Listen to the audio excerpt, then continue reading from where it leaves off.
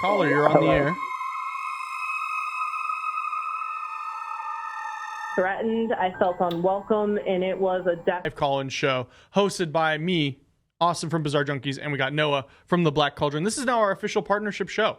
So this is both of us coming to you live every Friday night at 6 p.m. Pacific Standard Time, where you get to call in and tell us your stories. So, how have you been? We haven't seen you in a week. It's been a week. A whole 7 days. I missed you guys dearly. I feel like we have George on the rig, by the way. George, an absolute stud. I'll get into what we did a little bit later, George. But we absolutely missed you. I look forward to this show every week. I know, me too. It's a good show, and I think the fans do too. The audience for sure does. Yeah, I for sure was telling them, like, please call us. We want to hear it.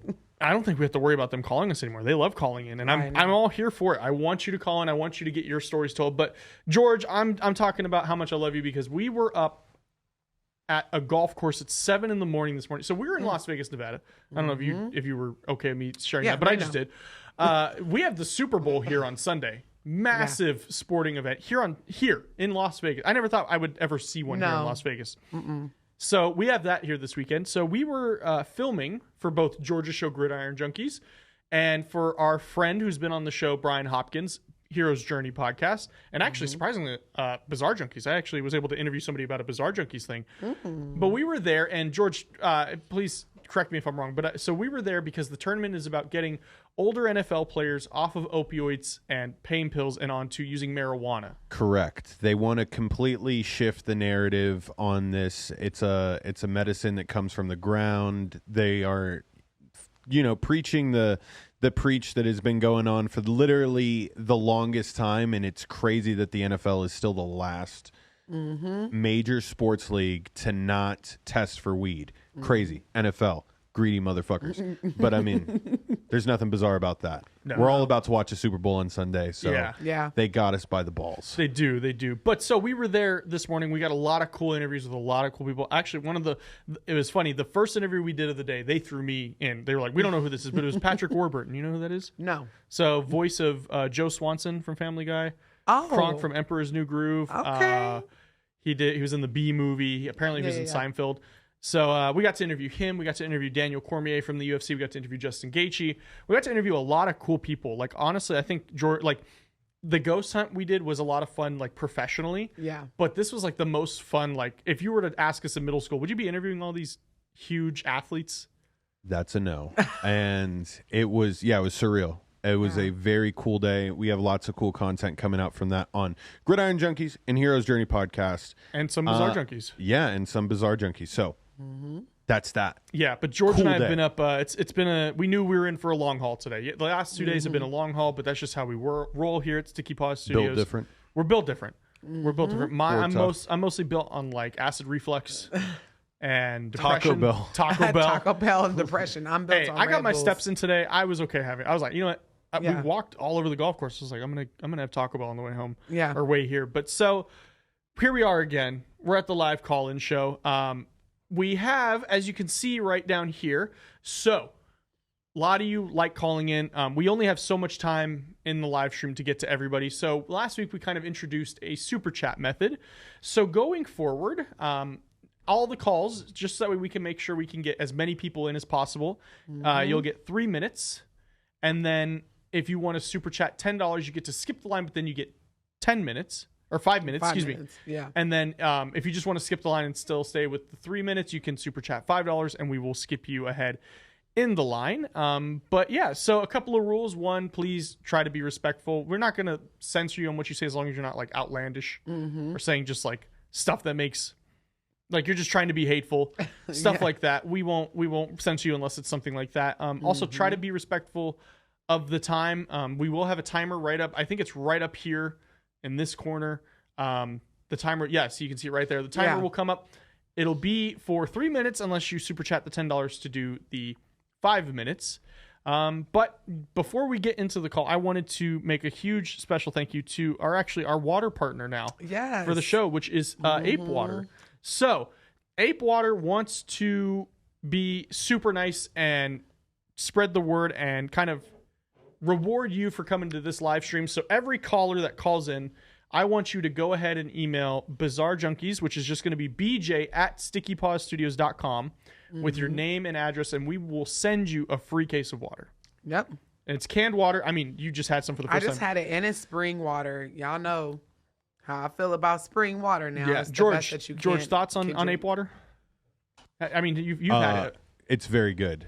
I Yeah. mean, it looks classy on camera. I mean, it's just something you got to be proud of. Yes. It's not like you got a sponsor and you know one of those sponsors where you're like, this doesn't necessarily look the best on the set. Now this fits in with everything. Yes. Ape yes. water. Ape water. So if you call in, we invite you to email us at bj@stickypawstudios.com, and I will make sure that they get your information. We will need your name and your address. Social security card number? Maybe no. We'll save that for later. But we need that, and then we will have them, the very amazing people at Ape Water, to send you a case of water completely free of charge. We'll send it on over to you. So, So I guess, George, I know we already have some callers ready in the queue. Correct. Are we ready for them? So when we call your number, we're going to call the last four of your phone number, and I want you to hit. You'll hear it in the phone call because we're using Zoom. It'll tell you the host has invited you to unmute yourself. What you have to do then is press star and then 6, and you will unmute, and then we will be able to hear your incredible stories live here on the show. First caller, last four digits, 7326. 7326. I'm starting to get a little bit of memory here. I believe this caller was first in line. Star 6 to unmute yourself. 7326. People are in the chat saying, got in early. Yes. That's right. You want to call in. Caller, you are in the room. Caller, you are in the room. If you can lower Hi. your If you can lower your TV sound, please. Yeah, or are I'm you sorry, in the car? I'm so nervous. Do not be nervous. I We've didn't learned. expect- not be nervous. We've learned. No, we've learned that the people sorry. that We've are learned that like the people nervous, they always have the best stories. Don't be nervous. I watch you a lot, Miss Noah and Bizarre Junkies. Thank you. Thank so you. I'm new to your channel, though.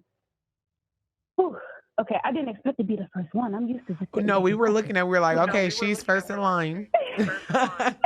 Can you turn your phone down or your TV down? It's an echo. Okay, yes. Is that better? Let's see. Yep, that's perfect. That sounds better. I don't hear an echo anymore. Perfect. Okay.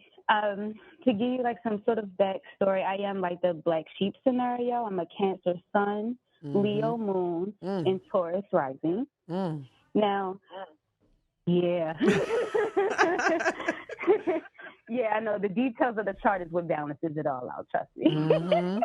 But I'm come from Baltimore, and until I moved, you know how when you move into a new state, people tend to stare. Now, Yes. I was kind of used to that back from where I'm from, but this feeling was different. And being, spiritual, you can feel stuff around you.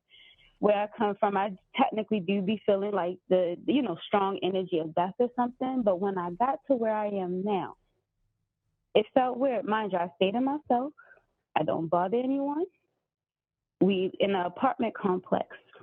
I put up a door cam because for some reason the eye hole to the door is painted white. I said, no problem. I'll put up a door cam. 2 weeks and weeks go by. People are acting really weird over this door cam. I ignore it.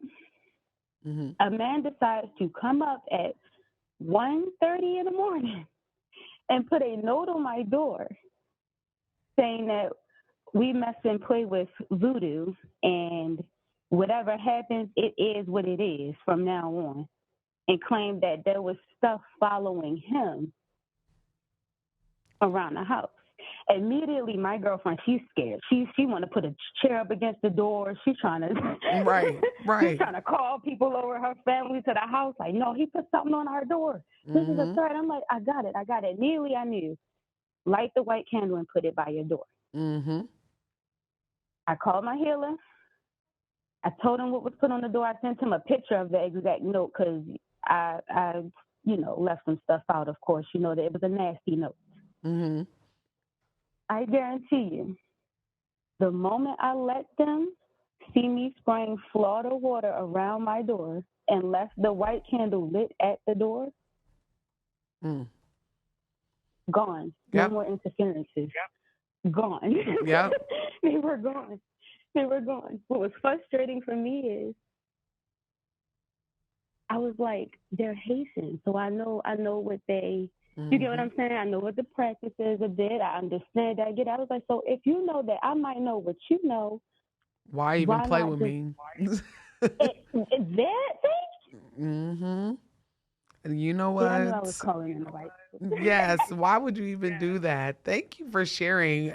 It's crazy. Like that Yes. white candle, if they even, first of all, that's protection. That's them spirits, honey. Your ancestors. Whenever you light that My white ancestors, candle. it shot up in me, mind you. I've never been through any of that before. I would come from a Christian home where you grab the Bible, you sleep with the Bible under your pillow and all that, but something lit up in me and told me, no, light that damn white candle and leave it by the door. Just leave it by the door. Don't put it out. Let it go all the way down. Like let Ashe. that sucker burn out. Ashe. Thank you so that is so much. our sound effect for when it's time to go ahead and end the call. But thank you so much for calling in. We really appreciate you, especially being the first caller. As always, like you said, the nervous ones always got some heat. Yes. So I got to ask, we did get a super chat in for a phone call, so we'll let that go here in a sec. But while we're loading that up, I am curious. So why the significance of the white candle? White signifies purity. Okay. It's all things clean, if you will. Okay. Gotcha. So whenever we light candles, or like I light a candle at my altar and I'm trying to call in my spirit team, I light a white candle. If I feel like there's some rah-rah in my aura or somebody's throwing some shit at me, I'll light a black candle and let them know, like, hey, come on. It's almost like a Batman signal. Gotcha. Okay. It's almost like the Batman signal for my ancestors' spirit guides. So Okay, so you light it and they're like, it's like Mrs. Yeah. Doubtfire. Yeah. I'm on the way, dear. yes, yep. They're running, sprinting down Yep. the dimensional roadway. Yeah, whatever you they may know call it. that's for them. I should get stock in white. Or what you should do. And what's Mm-hmm. funny is, a friend of mine who owns a haunted place Mm-hmm. has a business where he sells like sage and so it makes perfect sense. So I think we have our caller in. Hello. Super chat caller. Yes, Caller, you're in the room. hello. Hi. Thank you so much for the super chat, by the way. Hi, you're welcome. Hi, Noah. Hi, I'm babe. fangirling. Oh my God. Hi, Austin. Hi, George. Hello, Hello. hello. George got a think shout out. Sorry, I Whoa. didn't mean to cut you off there. George got a shout out. Right. He's over here blushing, girl. You guys, The cheeks are and red. no disrespect to your wife, but George, one of your episodes, George did his little Oh Greek my god gosh. pose, and I was just like, Ooh. Was it on here on Bizarre Junkies? God damn. it was. I think it was the Tony Orlando. It Where he pulled his was. shirt off and he swung it around in the air. This super chat call just got Yes. good. Okay, so it's so funny Yes. because So don't take that video down.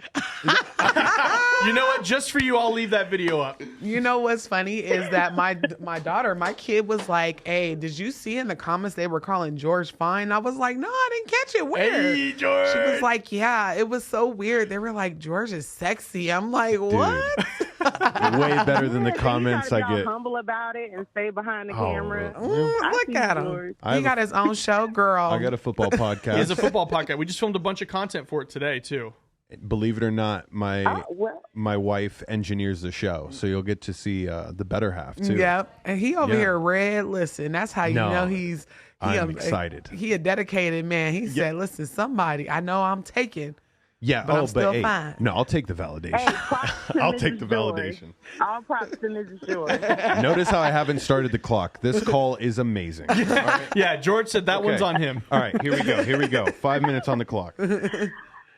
Okay, so where do I start? Okay, so I have a gift. I don't know if you want to call me. Oh, first of all, my name is Shy, and I'm calling from North Carolina. Welcome. Hi. Hi. So I know I have a gift. I don't know if you want to call me an empath, a clairvoyant, whatever. I just know shit be with me, and I don't really like it. But death is just a thing that's followed me forever. I lost my mom when I was 10. I'm sorry. I lost my stepdad when I lost my stepdad, I lost my biological dad all before I was 18. Like when I went to college and people were looking at me like, call your parents. I'm like, they're dead. They're like, what did you do to them? I'm like, no, really, I don't have any parents. But my sense of humor is very dark. Yes. So mine's too. I was like, I shouldn't chuckle at that, but that was a good. They're like, what did you do to him? My biological dad, he actually passed away from a heart attack while playing a video game. My grandma told me, I was like, was he losing that bad? It's just my That's how I want to go. Yeah.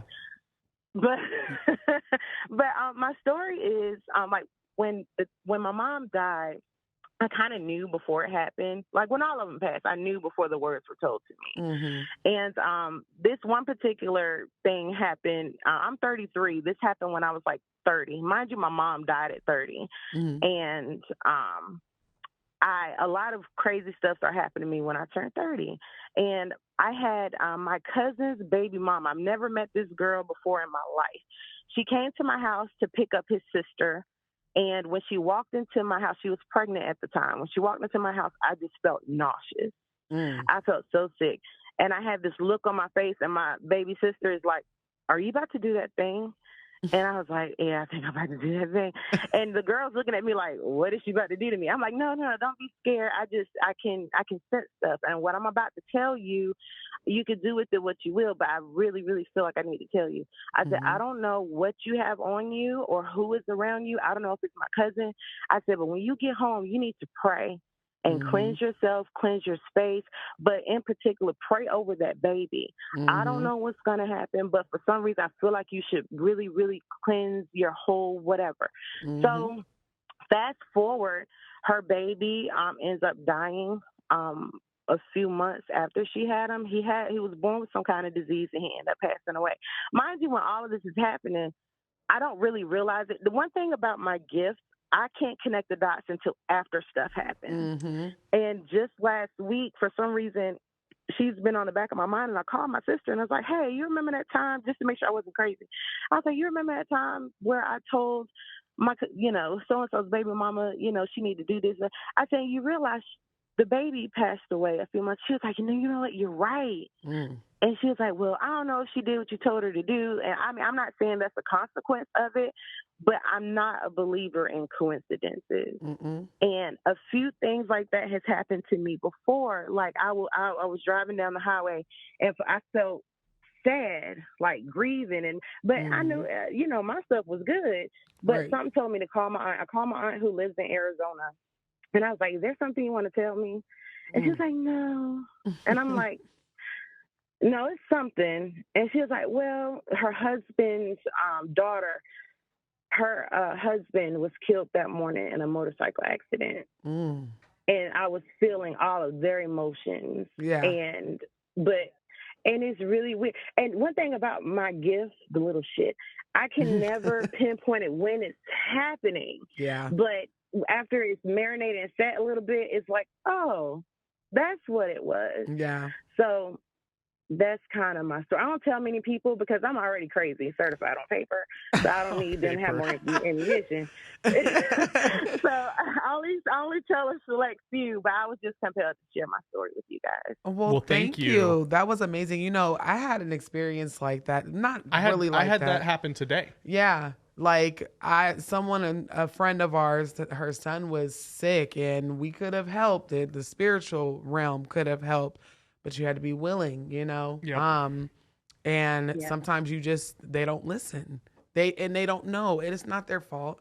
They don't know what's going on, but it was a choice she had to make, and she was like, no. So we left it alone, and he did pass. Wow. Yeah, I was standing, and I was in the room when he passed. I went to go visit and end up witnessing that. So it's very, very real. Yeah. George, anything to say to your favorite caller? Keep calling back every week. You know please. what? I would appreciate that. He I said, will keep calling back, and I am locked in and watching. So, George, I mean, if your shirt is feeling a little hot in there, by all means. You know I what? mean, okay. Okay, I'm starting the OnlyFans tonight. Oh, you know what? That's it. You done got him started, girl. Be ready for that link next week. Yeah. All right, thank you so much. Thank you so much for the super chat, and You thank you so made much my for your night, story. for sure. You're welcome. You guys be blessed. You too. Thank you. So today, as I was telling you beforehand, so if you've seen Bizarre Junkies before, you would know that we had a medium on the show, and her brother is Brian Hopkins, who's also a paranormal sensitive, Yes. which is funny because it runs in the family. Of course. So she was there today at the golf tournament 'cause she's in town. I was trying to get her to come on tonight. I was really trying, but she would was have been so amazing. she definitely wants to. In the future, Did you tell her that I want to meet her? Yeah, absolutely. I told her that everybody wants to meet her. I said, hook me up. So we're sitting there and we're talking, and all of a sudden she stops and she goes, "Somebody is here right now. Hold on, I need to like block it off." Right. Because we're in a bar at a country club at a golf course. But I saw where she was sitting right there. I saw her have a reading with Lana, and her do that, and that was crazy. But she had it today, so she had it going on, and she had to I saw her block it off. When she was here, she let it happen. Right. But this time I watched her kind of breathe. Oh my gosh, I wish it would come on. Yeah, you literally have to shoo them away. Yeah, so she did that. So, but Buffy, we love you. I'm gonna see if we can get her on in a future episode. I mean, let us know in the comments if you want us to do this call-in show, but with a medium. And and the reason why I really believe her is she doesn't do it for profit or anything. Yeah, she really didn't even talk about it until last year. Yeah, because a lot of people they have these gifts and they don't even realize that they have them. They try to block them. A lot of people don't want to deal with it. You know, I feel like my babalawo I go to, which is like a spiritual godfather. I feel like he's a medium too. I don't know if he calls it that, but I love reading with him because he'd be like, yeah, there's a black ball guy right there. And I'm like, oh yeah, I know who that is. That's my dad. You're like, I know, I'll get to your call. You have to give him a number, at the DMV. Please just take a number. I'll get to you when I can. And I think that's what a lot of mediums go through, you know? Yeah. Oh, and I just want to say, because we usually have a plethora of calls, you do not have to pay to call in. Yes, you do not have to call. You don't have to pay. Just call us. If you want to skip the line, that's where the payment comes in. Correct. Yeah, anybody can call this number right down here at the bottom of the screen. Anybody. And if we can get to you, the only reason why we offer the skip the line is because we have so many callers that want to share their story that we can't get to them all. So we just do it as a way to allow people to get in a little quicker. And so, no payment required to call in whatsoever. It was funny because the first call we had was not paid. The second one was, and it wasn't paid to call in. They just paid to skip the line. Yeah. Yes. So, but thank you for pointing that out. So, George, look, it's growing. It is growing. We are getting callers in, which is, I love it. I love the community we're starting to build here. It's really cool. And I'm really happy that we have created a safe space for people to come in and share their, and I'm not a safe space person, but I understand. I in the sense of life isn't a safe space kind of thing. Like this is you can't use hate speech here. It's like, okay, well, no, not to get into all that, but Tony, when Tony was on the show, he was like, I never told these stories because I didn't know people would take me seriously. Yeah, no, I loved his episode. Yeah, he was, and it's yes, I love this episode. Literally just said a week after that, I'm in Arkansas. Come on down. Oh my God. Okay, I'm going to show you this dude, you text. want us to leave right now to go to Arkansas? Oh my God. I have to show you this text while George pulls up the next call. Also, if you guys aren't, I know a lot of my followers are here. Please follow Bizarre Junkies. This is like my second home. I'm going to be checking if you get in through the line to see if you're following them, because this is my second home for me. Also, callers, if you've already called in, please email your name and address to bj@stickypawsstudios.com because we want to send you a case of water courtesy of Ape Water, our new water partner. It's so good. It is really natural spring water, and that's really all we're supposed to be drinking anyway. Yeah. That's another conversation. So we had this in the studio beforehand for a different show. They had a trial period. And we had it, and Franny had it, and Franny started buying it on his own. You can get it. So I mean, I enjoy it. I've bought it a couple of times as well. But so here's Tony. So I mean, you remember us talking about the Crescent Hotel in the yes. So he sends me a picture of the hotel, and he goes, walking into the Crescent Hotel in Eureka Springs for drinks, pizza, and a ghost tour. I saw you mention it on the interview. I love this place. I said, wow, that is creepy. He goes, you need to go to Travis. He meant George. You need to go with George's brother 1 hour from Fayetteville, which is where George's brother just moved to. He goes, drive, you can fly into Fayetteville. And then he sends me a link for $83 cheap flights from Las Vegas to He said today, I really meant that you can come. Yeah, and he's going to be here next week. He's going to be here Monday to just be here. And I'm going to be like, Tony, why did you send me? I appreciate that you sent it. He's just like my grandma. $83. That's not that bad, though. It really isn't. It's not that really bad. Isn't. No. Are we going? Fayetteville trip? Someone Maybe. commented on the Crescent Hotel. They were like, I want to correct you guys because this is near and dear to my heart. And they made a whole comment on it. Or like, on our yes, on our last week one. Yep. Go check that out. We actually have our next caller in the room. Oh, okay. So 8014. Lucky caller, you're in the room. Hi, how are you? Hey, babe. How are you? welcome to the show. I'm good. I love you guys. Thank you. We really appreciate you calling in. So I have a story that's more weird than creepy. Okay. We're all So here for it. I'm a truck driver, so I stay in all kinds of hotels. So I was in this hotel in Georgia, and in the middle of the night, you get up to go to the bathroom, and there's a mirror right there. Mm-hmm. So I look at the mirror, and it's like 4 glowing scratches down it, like a monster can, but it's 4 of them. Mm. So I go to the bathroom, then I come back out, and I still see it. So I walked up to it and touched it because, sometimes mirrors have these little paintings that glow in the dark or something. Right. So I didn't feel anything. It didn't smudge. I went back to bed, so I'll see if it's there in the morning. And it was gone in the morning. I even took the mirror down, took it in the bathroom, closed the door so it was dark, and they were gone. Mm. See, lock your portals. What could that be? Mirrors are portals, and it doesn't surprise me that that's what you've seen. Oh, wow. It was like creepy. I wasn't really scared per se, but I'm like, that's weird. That's never happened before. Yeah, it depends on the space that you're in. You were in a hotel, no telling what the hell went down in your room once upon a They time. don't even clean it regularly, They let alone don't- spiritually. Absolutely not. So I'm just glad that you were safe and protected. I lock every mirror in my house. I don't sleep in front of mirrors. Mirrors are literal spiritual playground. Well, how do you lock them? So I take my finger and first of all, I will smudge the mirror and I will pray Psalms over the mirror. Or if you don't practice hoodoo, you can just use your regular intention. And I take whatever spiritual water or juice that I have and I dip my left finger in it and I draw a cross or a pentacle or something, and that locks it. Because I've seen some pretty creepy stuff in my time dealing with mirrors. I've experienced it, so I don't play around with them things. Oh, okay, because I told someone, I'm like, I know you're not going to believe me. It's going to sound crazy. It does not sound crazy to but me. this is what it is. Yes. I appreciate you sharing that because a lot of people always ask me on TikTok, how do you lock your mirrors? And I'm like, I tell them the same We're going to have thing. to clip that, and we're going to just have to make it its own Yes, clip. it's going to be a thing. Thank you so much for sharing. Yes, thank you. Thank you for having me. Of Absolutely. course. Bye-bye. Before he takes the next call, I want to pull your attention to Asta's comment on YouTube. Where? She said that she wants to call in, but she's afraid to call in because there's some type of entities that are in this building with you guys, and that they're always screaming. And she feels like 2 of them are attached to something inside of Studio C. Well, I don't think it's Studio C. So remember, last week we found out that this whole wall used to be a mirror.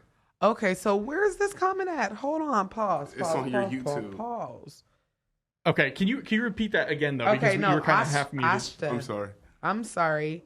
There are a few there, and they scream a lot. 2 of them that is or was attached to something in the supply room, like the space where you keep an extra non-used equipment behind this wall. You know. That's why I think it's well, Studio you know C. what was there that I've mentioned multiple times were those dolls. Oh my God. They're not Studio here C? anymore, but it could have left something. Can she call in, Asta? Well, I know, obviously we know, what's his name, Christian is attached to something in that room. Yeah, but this is not. That's Yeah. not Christian. Well, I don't know, George. Knowing Christian, like I know, for he's the probably- memes, Would he be screaming? for the memes, he'd be doing something like that. Screaming. Yeah, just making noise. My goodness. I don't know. This Dang. is crazy. This is crazy. So I mean, okay. It sounds like she Oh doesn't want to no! call in. Please don't. Are they like? Is it like a dark energy in the room? Is that what she's saying? Is it? Like, I'm or is it assuming so. mischievous? Asta, I know you don't want to call in, but please do another cleanse. I haven't even. We haven't done the first one. We need Yeah. to, because I want to do the ghost hunt or the paranormal investigation here, and then end it with you Yes. coming in and cleansing it. Asta, are you a medium, or are you sensitive, or clairvoyant? This is crazy. That is crazy. Yeah, that's someone, Deshara, exactly. That's like when people say Bloody Mary in the mirror 3 times. Okay, so for those who missed last week's episode, they were housing these creepy ass dolls that look like them things from Men in Black. Yeah, the worms. Once The you go worms. worm, you Yes, whatever. That's exactly what they look like, but they belong to a serial killer. Yes. You know what? And we somehow had him here at the studio for a couple of months early. This time last year, so about a year ago. Mm-hmm. And They are not happy at all. Those things had human energy attached to them. I bet they had. And I don't know if you were here last week, Asta, but George was recording in here, and Oh yeah, in the other room in yes, Studio A. and Studio A, which is behind us, and it was like this crashing noise, and it's just him and his wife here. Yep. Scared the bejesus out of him. Oh, You for could see sure. it all over his face. He was like, Yeah, you get. I wish I would have saw that look during the paranormal investigation. No, man, it's so crazy. But the fact that she is hearing things. yeah. Well, it sounds like she can see them too, which She is said, pretty crazy. I have had this since I was little. So I'm thinking the ability to see. Yeah, the ability to see, no veil. They know that we know now because ever since she's brought it to our attention, I've had nothing but chills. Yeah. Oh. It's crazy. All right. Well, spirit bath it is for me when I leave here. But yeah, we can take it here. So you know, like we're professionals on this end. We'll take care of ourselves. Yes. So Yeah, if you have to no. call in, like, I don't know. I know. She probably is like, hell to the no. I get it. Email me. My email is probably in the description of this video. If not, it's on the other videos that I have up. It for is sure. in there. It is in the description.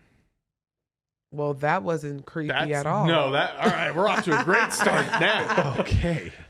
All right, next caller, 5241. 5241. 5241.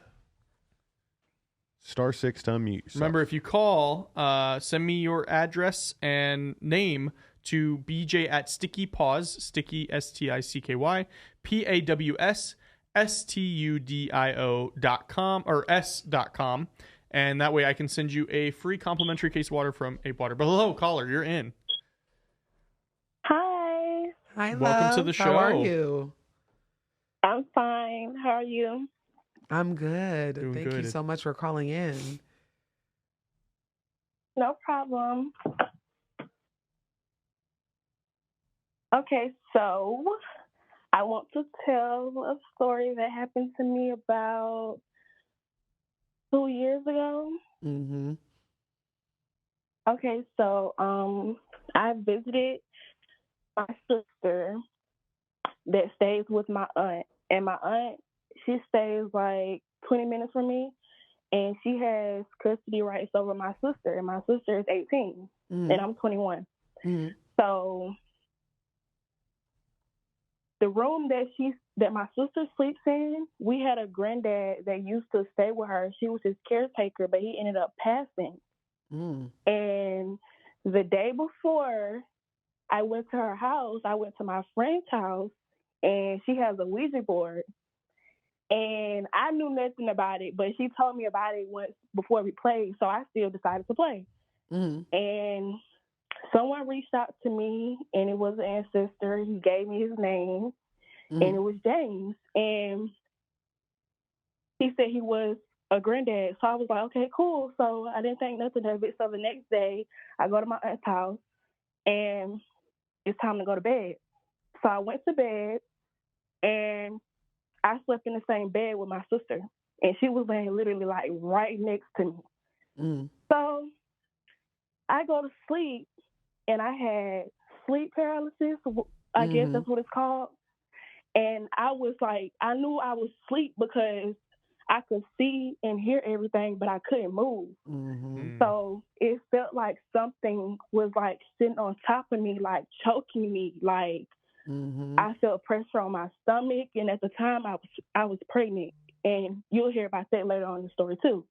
So at the time I was pregnant, and it felt like something was choking me, and I couldn't move, Mm-hmm. and I could hear and see everything. It sounded like something was just beating on the walls around me, and it was a closet that was in a corner across from the bed, and it looked like a shadow that was like as tall as the ceiling, and it had white eyes. And I started having stomach pain because I was pregnant. I went to the doctor later on that week when I left her house, and they asked me, had I been like, doing any that type of activities, or has anybody been sitting on my stomach? And I was like, no. But I knew I had sleep paralysis like the week before. Mm-hmm. And they told me it looked like somebody had been pressing on my stomach, and I had bruises on my neck as well from when I was being choked during the sleep paralysis. And I just wanted to know, what do y'all think that was? Because that's the same room that he died in, my granddad. That's the same room he died in. I think that you absolutely accidentally opened a portal, and that was not your granddad that came through, and that was a low vibrational dirty D word. And I believe you because, baby, I've had the same thing happen to me where I feel like I'm being choked out and I'm fighting for my life, like to the point where it be so close where I feel like I'm going to die if I don't hurry up and wake up. So yes, it was so scary. Bad. Like it's bad. Never play with a Ouija board. I think I have a video on here. It literally is called "Don't Fuck with Ouija Boards." Yes, like it was Side eyes so the Ouija bad. board. I had problems sleeping. Mm-hmm. I had problems sleeping, and my sister was laying right next to me. And when I woke up, she was like, "I didn't hear nothing. She didn't see nothing." And I'm like, so I was just laying here being choked. Like I couldn't. Like it felt so bad. It felt like I was dying. I don't know what that was. Literally, like it sounded like I was hearing laughing, but it was like an evil laugh, and all the walls that's in the room, it sounded like he was like something beating on all the walls around me. And when I looked, because my eyes was open, I could hear everything. It was a tall shadow in the corner just looking, and I was just there, and my sister was asleep the whole time. Listen, don't play with you already know. But thank you so much for calling. Thank you so much for your call. That has happened to me. That's an intense number. Yeah. Or an intense story, I should say. I have been having sleep paralysis since I was 12, bro. So it's like I think, and I use this term as a figure of just talking, but thank goodness I've never had that problem. Really? Never. Not even once. The only time I had, and I don't like dreaming because I can't, like, I have a real problem with not being able to control things. That's my problem. But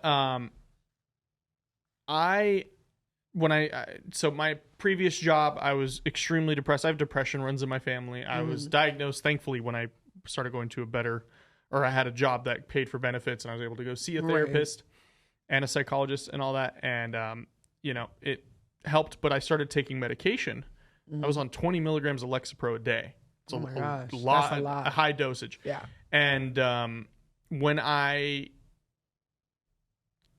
was on it, I started having super like weird but like vivid dreams, and I did not like it whatsoever. Yeah. Eventually, when I started, I was able to I took myself off of it, and I've been fine since. But it was not a fun experience. That's the closest I think I've ever been to like sleep paralysis kind of thing. No, I've literally squared up with. I told you that. You've told me a lot. Yeah, but no, you've definitely told me. The people that know, y'all know. Which is so crazy to talk about depression. That also can be a low vibrational spirit sometimes, yes. you know? So. Yes. All right, George, who is the next caller is going to be 7528. 7528. Make sure you guys like the live stream so we keep getting pushed. Share it to your friends. Please, share. I just shared it to my uncle. I'm like, you need to listen to some of these calls. I'm not even kidding. That text was sent. Caller, you're in the room. Hello. Hello. Hi. Hi, welcome Okay, so in. thank you. So I have a question. Mm-hmm. I've come from a long line of witches, Mm-hmm. and also on the other side of my family, they're Christians. Mm-hmm. I have been seeing things since I was a little girl. My grandmother used to see things. She used to talk to spirits and stuff all the time. Anyway, I had a boyfriend, and I would go to his house because I never saw anything in his house. I never experienced any weird feelings. I can see auras as well. His aura was always, bright, colorful. Never anything that made me feel uncomfortable. Right. Me and him have gotten into quite a few arguments and disagreements recently. It's been pretty rough, and we've kind of been separated back and forth. But the last time I went to his house, there was something there, and it was dark, and it kept showing itself to me over and over and over again. Mm-hmm.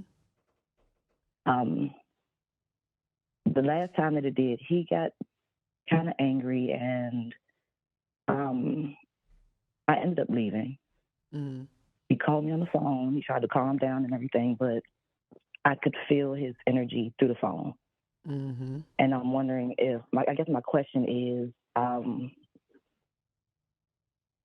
that something I just need to stay away from? Because I feel like it was never there before, and ever since all of this argument and disagreement has been coming about, it's like, I don't know, this is the first time I've been to his house since then, and this energy was so strong.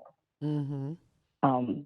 And it's like I've been praying for him and, things like that, but I don't see it going away. And is there a way that I can help, or should I just leave him alone? Well, I would say you need to seek divination, which could be a reading or a reading, basically. You are picking up on a low vibrational spirit that's attaching itself to him at times, and that's why he's able to kind of come back down after these arguments. Anytime, and this is for anyone that's listening, anytime you are arguing with your significant other, or it just seems like a lot of chaos in your house, it doesn't even have to be with your lover. It's time to cleanse, because more than likely there's something in your house that's causing all that low vibrational energy, and you saw it, so you know what it is.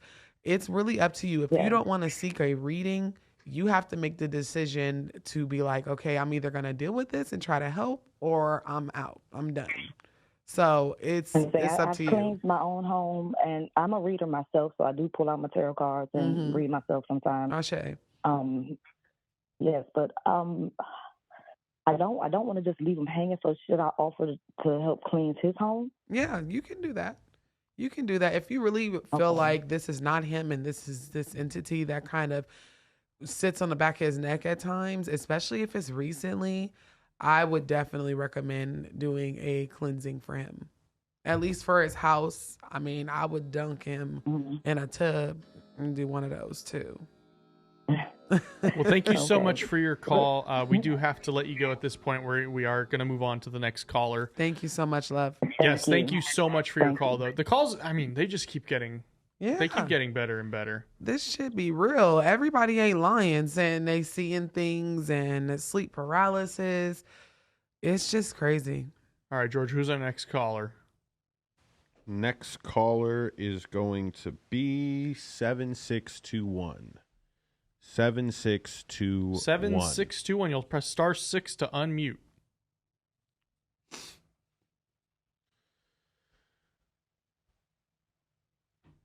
Somebody just commented saying best chat show. Oh, we have caller in the room. Caller, you're in. Hello. It sounds loud where you are. Yes, this is Vladimir. I'm calling you from Durango resort. I'm vacationing here in Las Vegas. Oh, you're in Las Vegas. Wow, you're pretty close then, it sounds like.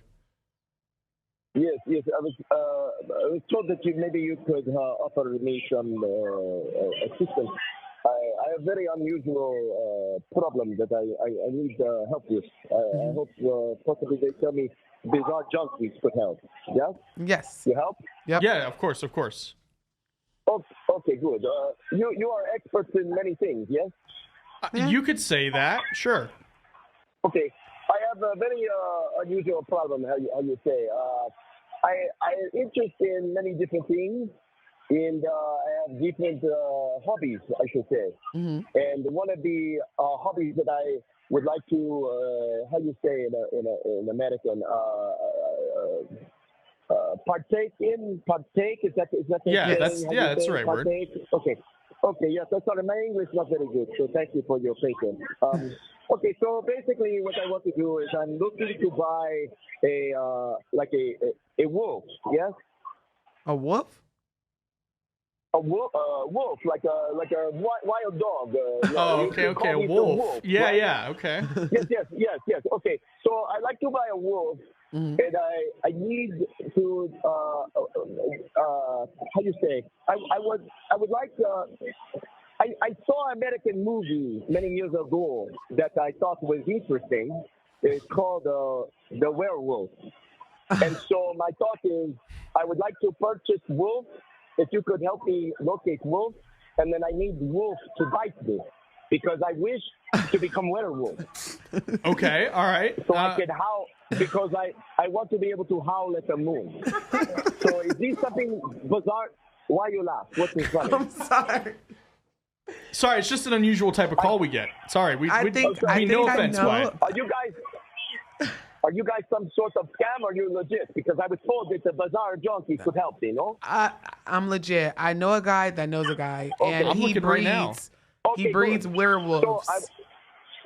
Okay, perfect. This is perfect because I already very hairy, so I feel like I have how you say, like wolf-like tendencies. Gotcha. And I just think I need what you say, the DNA of wolf to be in my body, and then I can become werewolf. No? Yes. Yeah. Are you gonna go to London as well and be like, werewolf in London? That would be. Yes, I see this movie. I am a fan of this movie. I know this movie that you speak of. Okay. And I'm a fan of this movie. So if you could help me purchase werewolf, so werewolf can bite me, and then I become werewolf would be great. I got you. One of my comrades from Homeland just showed up. So this is my friend Nick. Introduce yourself. I'm on telephone. I'm sorry. I come back to you in moments. I come back to you in one moment. I on telephone. I come back in one moment. Yeah. No. Introduce yourself though. Yeah. I'm sorry. So yes. Do you know how much these wolves cost? How much does wolf cost? They cost about $40,000. The person that I know is purebred from Transylvania werewolf, though. You're gonna get the highest purebred of werewolf bites you can get. $40,000. When you say 40 grand, I don't know the currency of grand. What is grand? 40,000 USD, United what States currency dollar. do you need, sir? $40,000. Yes. This is a very, very classy wolf. No, this is incredible wolf. Very. Are you Russian by any chance, sir? Yes. Well, I'm from Chernobyl. Ukrainian. I grew Okay. up in Chernobyl. So the ruble. On the border. Yes. Yeah. So you're looking at about 3.6 million rubles. Look, he found them. We have it on the screen. We have the wolves for sale right there. No, that sounds fantastic. Do you guys offer financing? Does the financing go through the Yes. Bazaar Junkies? How does Yes. this work? Yeah. So through Bazaar Junkies, you could do a 6-month 900% APR or APY, excuse me. But we get it to you next day, Wolf. I don't know what APR is. You know I don't know what you speak a of. firm is? Or paper? Yeah, we have a firm. Do you ever use a firm? No, I don't know what this is. No, I don't know what you speak of. Okay, we work out the details later. Listen, I'm being rude to my company. If you could send me pictures and nice video of this wolf. Yes. And then I can discuss with my wife because all big decisions must go through my wife. Yep. Yes. My wife. Okay, because she says to me, the way this all started is she told me she was listening to Duran Duran song, Hungry Like the Wolf. And she says, that is me, Vladimir. That is me. I am hungry like the wolf. I want you to fuck me like wolf. And so, all right, like, all right, sir. Thank you so much for your call. We're going to go ahead and move on to the next caller. Wow, what a call. What a call. He crossed the line there. Bring back the other caller so she can talk about George being shirtless. Listen. That she was borderline. I was about to cut it. It was so much love. I was being showered with affection. The stories, man. We need some scary stories. That was pretty funny though. That was. All right, I guess George, we'll go ahead and move on to the next caller. Next caller's last 4 digits, 6256. 6256. And remember, for callers, when you call in, email us. It's in my chat. I'll put it in Noah's chat as well. When you call in, email us your name and your address so our partners over at Ape Water can send you a case entirely for free of Ape Water. Yes. So if you call in, make sure you remember this water is free. It's a case. It's fancy and it tastes really good. And it's canned, so no microplastics. Mm-hmm. Save the turtles. Save the turtles. 6256, *6 to unmute yourself. 6256. Probably still rolling on the floor laughing, to be honest. Yes, all the comments, you can tell how delayed it is. The they said wolves are at Mount Charleston. We should have told Are they? Vladimir. I was just there not that long ago. I was trying to find Bigfoot the other day. Gosh, what? 6256. Am I not allowed to have hobbies? We have. Caller, Hello, you're in the room. call. Can you hear me? Yes, we can. Yes, hey there. Hey. I never thought I would get through. I'm going to try to make this as quick as possible. I wanted to tell you guys a story and try to get some of your feedback. And it's going to sound a little crazy, but it's something that happened to me back in 2020. Mm-hmm. Later on, I was told it was like, oh, you experienced like a spiritual awakening. I don't know. So, growing up, I've always been able to hear and see. As I got old, and then I would be able to see like a person's aura, stuff like that. As I got older, it kind of went away. So long story short, I was in the hospital back in 2020 for my potassium levels. I had to get a blood transfusion. Upon being discharged, like an hour later, like I started seeing and hearing things. Like people, like I was hearing voices like coming through the TV, and it was just weird. I was seeing people that my family members were telling me weren't there, and so at first I was like, okay, maybe I'm having a psychotic break. So it really scared me. So I ended up going to another hospital that very next day. The police ended up taking me there. I called the police to come get me because I was terrified of the things that I was seeing. So they took me back to the hospital. Upon going there, I'm sorry, I'm nervous. No, so my you're fine. breathing is a little okay. So upon going to the hospital, like on our way there, I was actually witnessing the officers speaking to each other telepathically, like without moving their mouth. I thought that was a part of what was going on. So when I got out of the car, I told them, I said, I can hear exactly what you guys just said. And I repeated back to him exactly what I heard. And he looked at the other officer and he said, you hear that? She can hear us. She heard exactly what we just said and she just told me. He was like, who's going to believe her? Make her sign the waiver and we're going our way. So he made me sign the waiver. The other police officer walked off and he was like, basically the waiver, I thought it was like for me to go to court or something like that. But the waiver, what he said to me was, you can't tell anybody about anything you witnessed or heard. And basically sign that paperwork or else. And so basically I was just wondering, like, it's a whole long story because I ended up going to another hospital after that. Like, it's a wild story, but I only have 3 minutes. But basically, after that, I was still able to hear a little stronger than what I've normally been able to hear. And it was like multiple people all at once. So I learned how to kind of tune it out and just block it. It just like not right now. Or, I would just say like not right now, like just stop it. And it would kind of like dissipate or go away. And it would be times where I couldn't control it. But later on, I went to a spiritual person that I deal with and telling them, the story. And knowing them for years and them knowing me, they were actually telling me that, I was just as. What do you guys think? Okay, so for one, that's happened to me, Loki. Hospitals are always like spiritual hubs. Do you realize? Like, think about how many people die in hospitals. That is true. It's got to be like an airport. No, it is. It's absolute. That's the best. Oh, that was good. An airport. Yeah. An airport. Yeah. Arrival and departure. I just be coming up with things. Just be coming up with shit. You be spitting.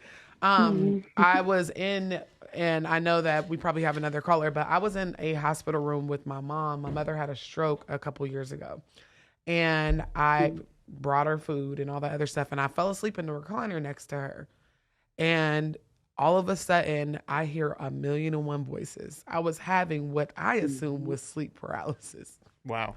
Right. So then all of a sudden I can hear my dad's voice out of all these. My dad's been dead since 2012. Okay. So a minute. Yeah. So a minute. And he's like telling me the thing that tries to attack you, it likes to sit by your desk in your office.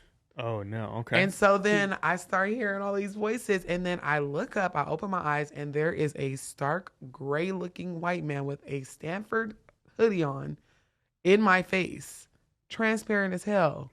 A Stanford, like the university. Yes. Okay. And he was looking at me, and he was like amused that I could see him. I must have jumped out of my skin. So it doesn't surprise me. Hospitals are haunted as fuck. Yeah. I've never had a fun time in a hospital.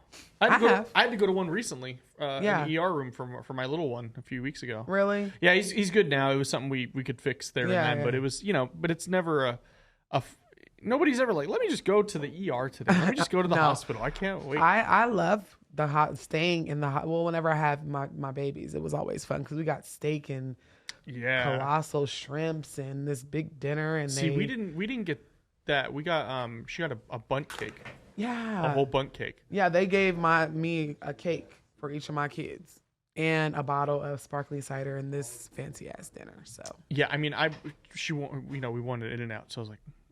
No. I got it imported. I had people. I had connections. So just a reminder to everybody, you do not have to pay anything to call in whatsoever. But those calls, you get 3 minutes. George, can you play the sound real quick? When you hear this sound, that means it's time to go ahead and start wrapping up the call.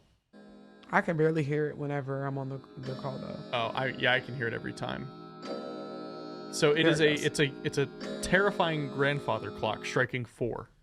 Yeah. What's the significance of the number 4? Is there anything? 444. I don't really know if there's a significance. If you see it in an angel number repetitively, then yes. Because I like odd numbers. Okay. 3, 7, 9. 1. Yeah, 1, 1, 1, 1. I'm over here trying to scare him. Yeah, you're over here trying to. I'm gonna not be able to sleep tonight. So. That's okay. What we got? Who we have next, George? So we have call-in user _1. I've been waiting for this one here. Okay. Call-in user _1. I believe *6 to unmute yourself. In your case, I'm not sure if you're calling in from a desktop.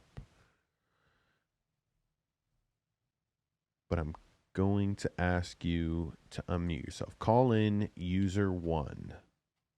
Caller, you're in the room.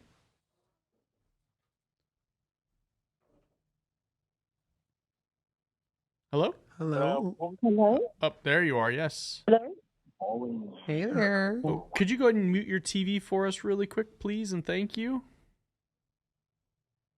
Okay. Perfect. Hello. Welcome in. Greetings. I'll make it brief. My children were maybe 3 and 4, Mm-hmm. and a transparent. I called it the Sandman. It looked like a man outline filled with sand, but it was only sand. Mm. And it's floating over my daughter and my son and I. The people who came in, we were on a vacation, a resort, like a conscious retreat, like, a Black conscious retreat, herbal and all these things. Yes. And a woman kept trying to hold my daughter in the day, and I kept telling her no. And the people said they heard my children screaming, and this woman had knocked me out and was holding my breastfeeding daughter.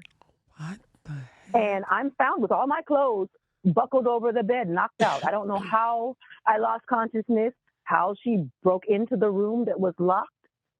And this thing, the people said that they saw this thing floating over us. And it was the same thing that I remember seeing as a 7-year-old. And I lied to my younger brother, and I told him so he wouldn't be scared. He was 5, that that's the Sandman. But it used to come into my room as a child, and it would be hovering. And I did not know if it was a guardian. It did not harm me. But I would like to ask you about shadows. You would call it a shadow, but you could see it. It was transparent, and it came from the middle of the house and out through the window, but it hovered over us.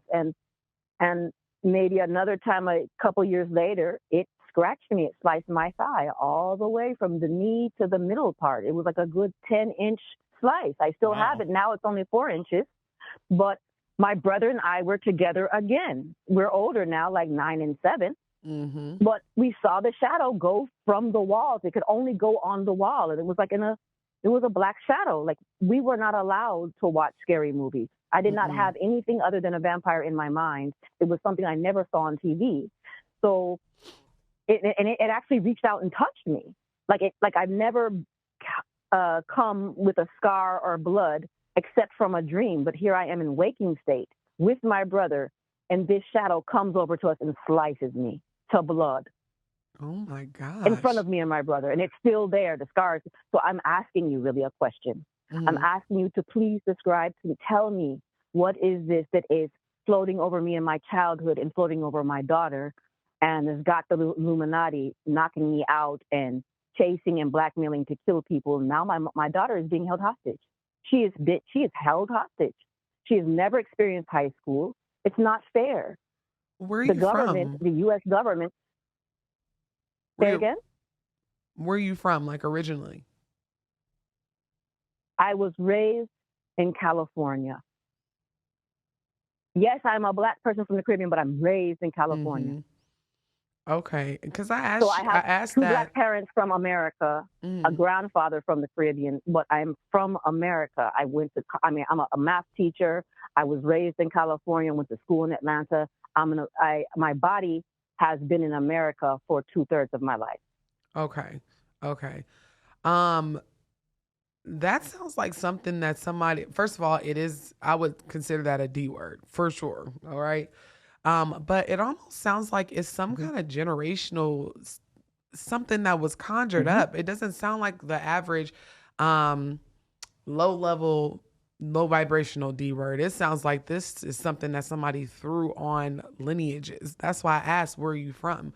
Originally, like, where are your people from? Because a lot of people don't realize that somebody could really cross your family, your kids, everybody that you love for generations and generations and generations, and send the same entity. There's no way that there's this type of D word that is following you from childhood and now preying on your children.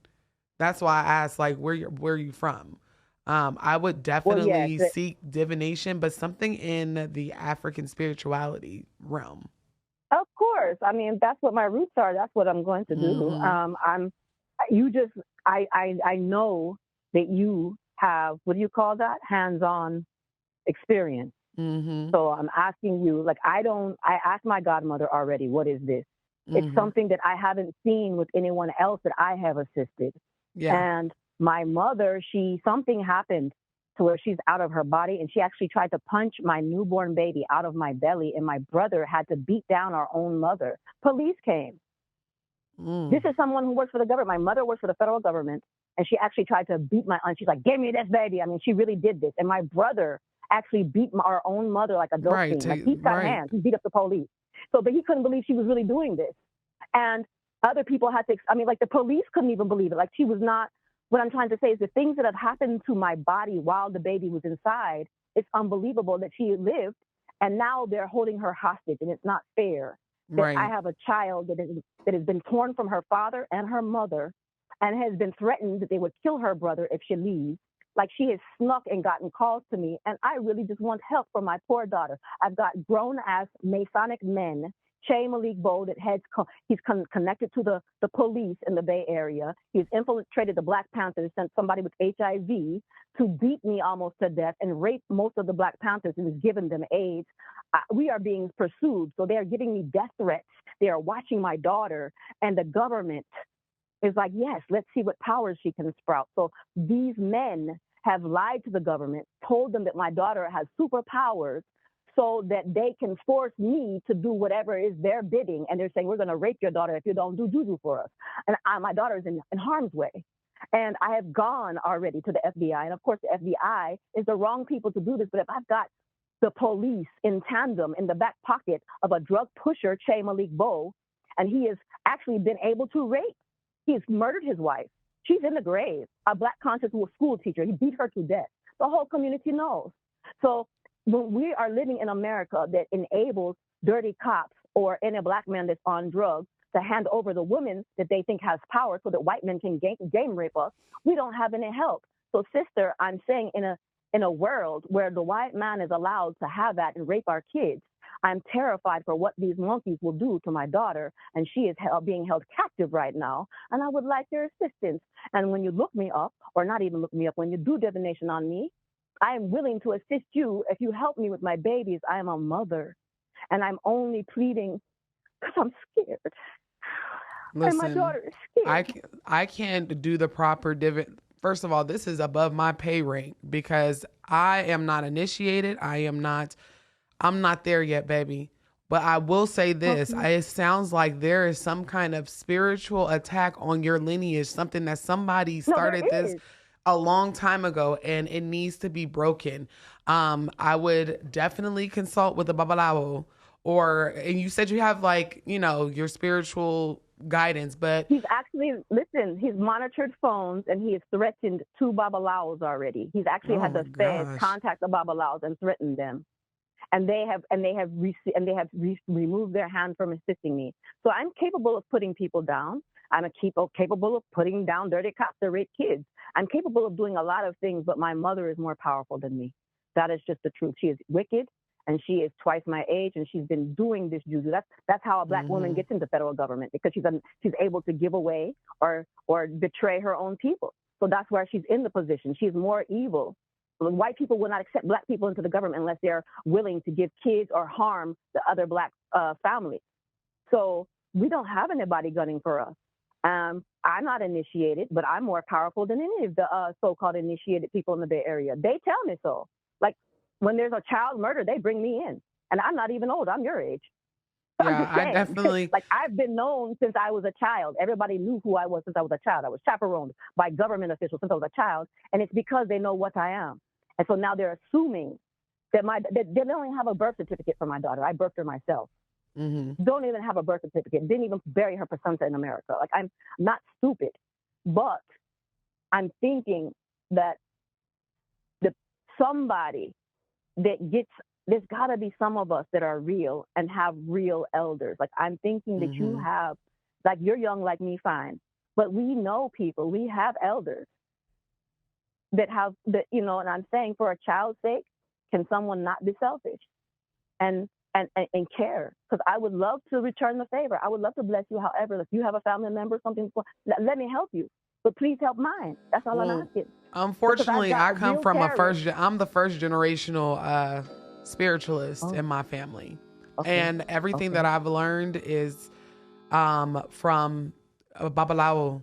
That's what I'm saying. But I do have to go. But email me, whatever the case is. But I will email you. Yes, I will email you. Email me, because if I can connect you with my Babalawo, my godfather, then we can't, that'll help.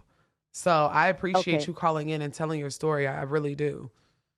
Look for the black power. Look for the black power emoji. That will be mine when I email you. Ashe, thank you so The big much. boom. Ashe. All right. Hold on. Wow. I'll give us a second here. Yeah, that call got really heavy really quick. Yeah, and I want the chat. I understand y'all don't, I want everybody to be respectful because a lot of the things that she was saying, I have not heard, or I have heard. That's not anything that's new to me. Okay. Let me just put that out there. It may sound outlandish. It may sound like this is just beyond what you can believe, but we are on the Bizarre Junkies. And some of the stuff that she was saying, I have heard before. So let's be kind in these comments. You never know what somebody is going through. So. Yes. But she did, in a lighter note, inspire my merch. Yeah. So I think I'm going to do one on. She was talking about Sandman, and I've heard about Sandman before. Yes. So I think I'm going to do one on Sandman before the end of the show. Yeah, it comes down to a point where sometimes worldly and spiritual warfare, they merge. They merge. And she said a lot of stuff that I know for a fact to be true. So, but yeah, thank you so much again for calling in, my love. Thank you. I let that one run because, that's... Yeah, it deserved it. It definitely deserved it because that was a new It was a new topic. It was a new call, but also I think she just needed to really. She needed help. She needed to get it out there. Yeah. And I get it, and that's why I will always tell my followers on TikTok when I go live or when I'm on here, if I don't know how to help someone or if I don't know the answer, I'll tell you I don't know. Especially since she's already reached out for spiritual help. So, it's very, very touchy.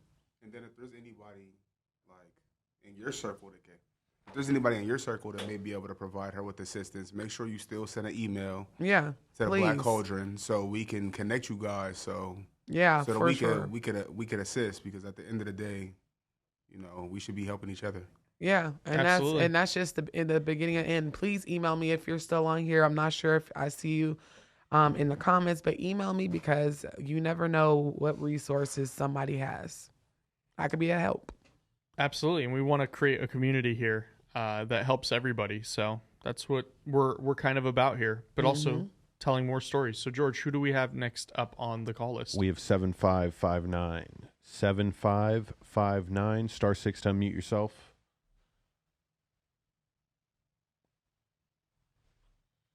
Caller, you're in the room. Hello? Hello? Yes, hello. Welcome in. You guys hear me good? Yes. Thank you for calling in. Oh, welcome. Hello. Thank you. I watch you all the time too. Thank you so much. I appreciate it. Yeah. I had a little situation. So I grew up like Christian. My dad was a pastor, my mom's an evangelist. But I'm a dreamer. I have a lot of dreams and they can come very accurate since I was a child. So when I would dream about this lady all the time when I was 14, but she almost seemed like a guide, so I wouldn't get into any trouble. So then I stopped seeing her when I was 16. Fast forward, my father passed away. I'm 28, and so I moved in with my mother to help her out. During that time, she was ready to go too because they were married for 40 years. So one night I came home from partying, and I went to sleep, but the next morning I didn't remember anything, and my mom was sitting there asleep. And she told me, she was like, I don't know what happened to you last night, but you were talking to me with a French accent. She said, and you went into the cabinet and drug me into the kitchen and started pulling down all these seasonings, accents, the sugars, and everything, and said, girl, what's wrong with you with this accent? And I was fussing at her and telling her, you need to walk, you need to do this. And she said it scared her. And so for days, my mom was scared of me. And so I was like, maybe I need to pray, oh my God. So after that, she stopped doing all the salt, all the sugars and everything. And now, that was 9 years ago. Now she doesn't have diabetes anymore. She doesn't take any more blood pressure medication. She's her health has reversed. But I've never gotten into the ancestor thing. I kind of sense that she was an ancestor, but I'm not quite sure. So I don't know where to start. Like, where would someone start if they were Christian and they need to, like, look into this? I would say deconstruct what you know to be true and factual, because a lot of what a spiritualist practice is necromancy, and that is a sin. Okay, so it's about literally wiping away what you know to be true, what you have been told. Your ancestors are not demonic. You have to and you can't feel bad about it either. Deconstructing Christianity is it's challenging. But setting up a space where you can talk with them, calling them in. I teach a lot about ancestor veneration, or just kind of communing with them on Patreon. But they are the same type of people that they were in life on the other side, and they want to be treated just as such. Introduce yourself. They are people, they know you very well, but it's just good to be like, hey, my name is such and such. I am trying to communicate. Go in slowly, start off slowly, and just build it up. Meditating, journaling, learning things about your ancestors, that will help tremendously. Okay? Excuse me. Thank you. Thank you so much for calling in tonight. We really appreciate you calling in. We're going to go ahead and move on to the next caller. Our next caller is going to be the last four digits, 1241. 1241. Star 6 to unmute yourself.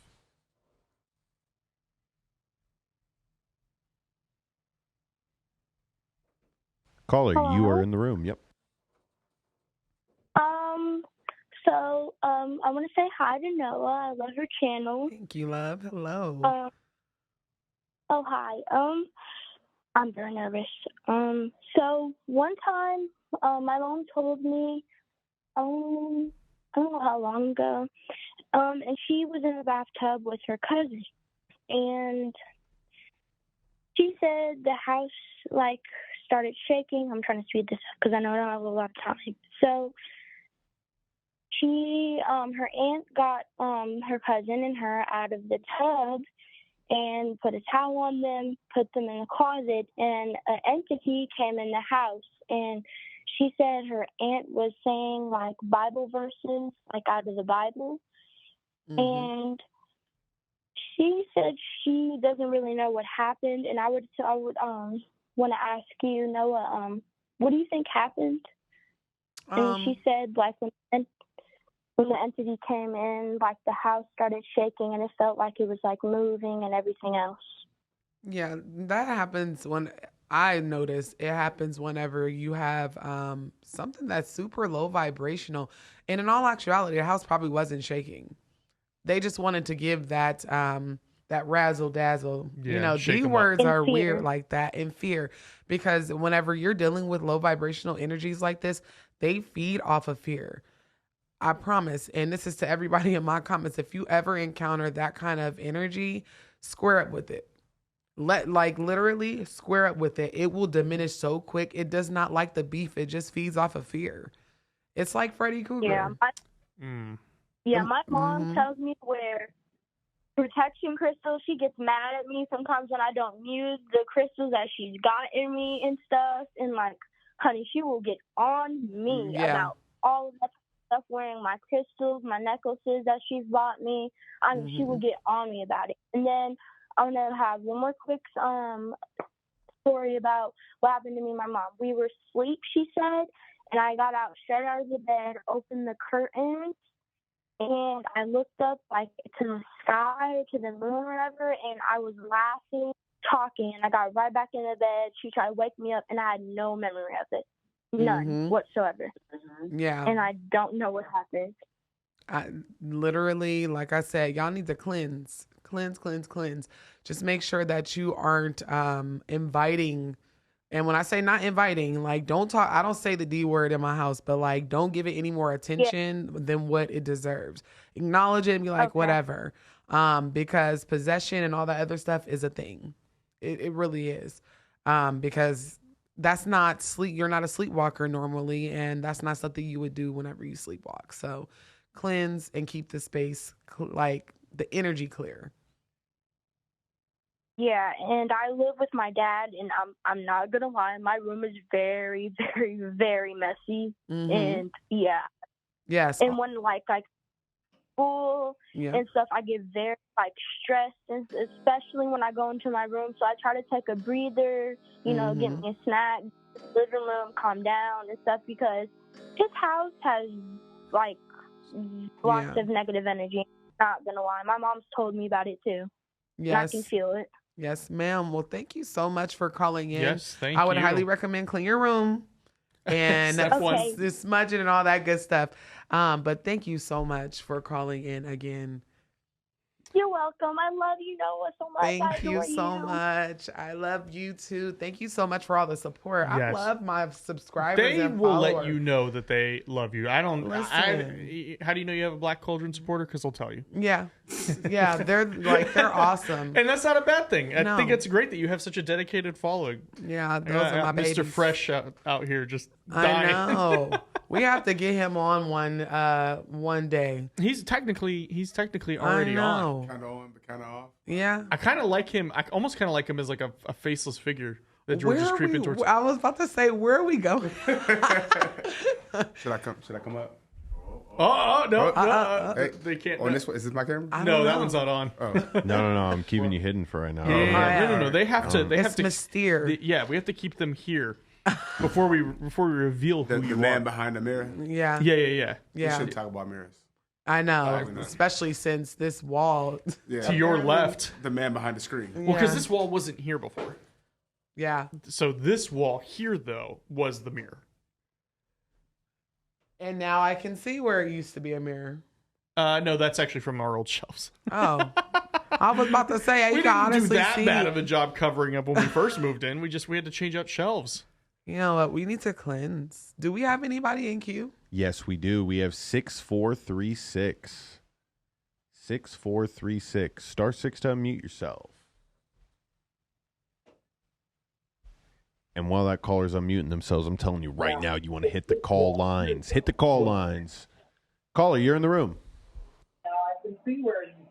Hi, can you hear me? Yes. Can you mute your TV, please? Yes, here I come. 1 second, right now. She's hustling. She's getting to it. She said, I got to make sure my call gets through. Right. Just dove over the couch. Yes, I can hear you. Okay. So I have two stories, but I have one for next week. Okay. One story where I woke up for 2 days, but I was still asleep. So sorry. Uh-oh, can you hear me okay? Where's my remote? Girl, She said, I'm trying to get it together. Just give me 1 second. There it goes. Can you hear me? Yes. Yes. Okay.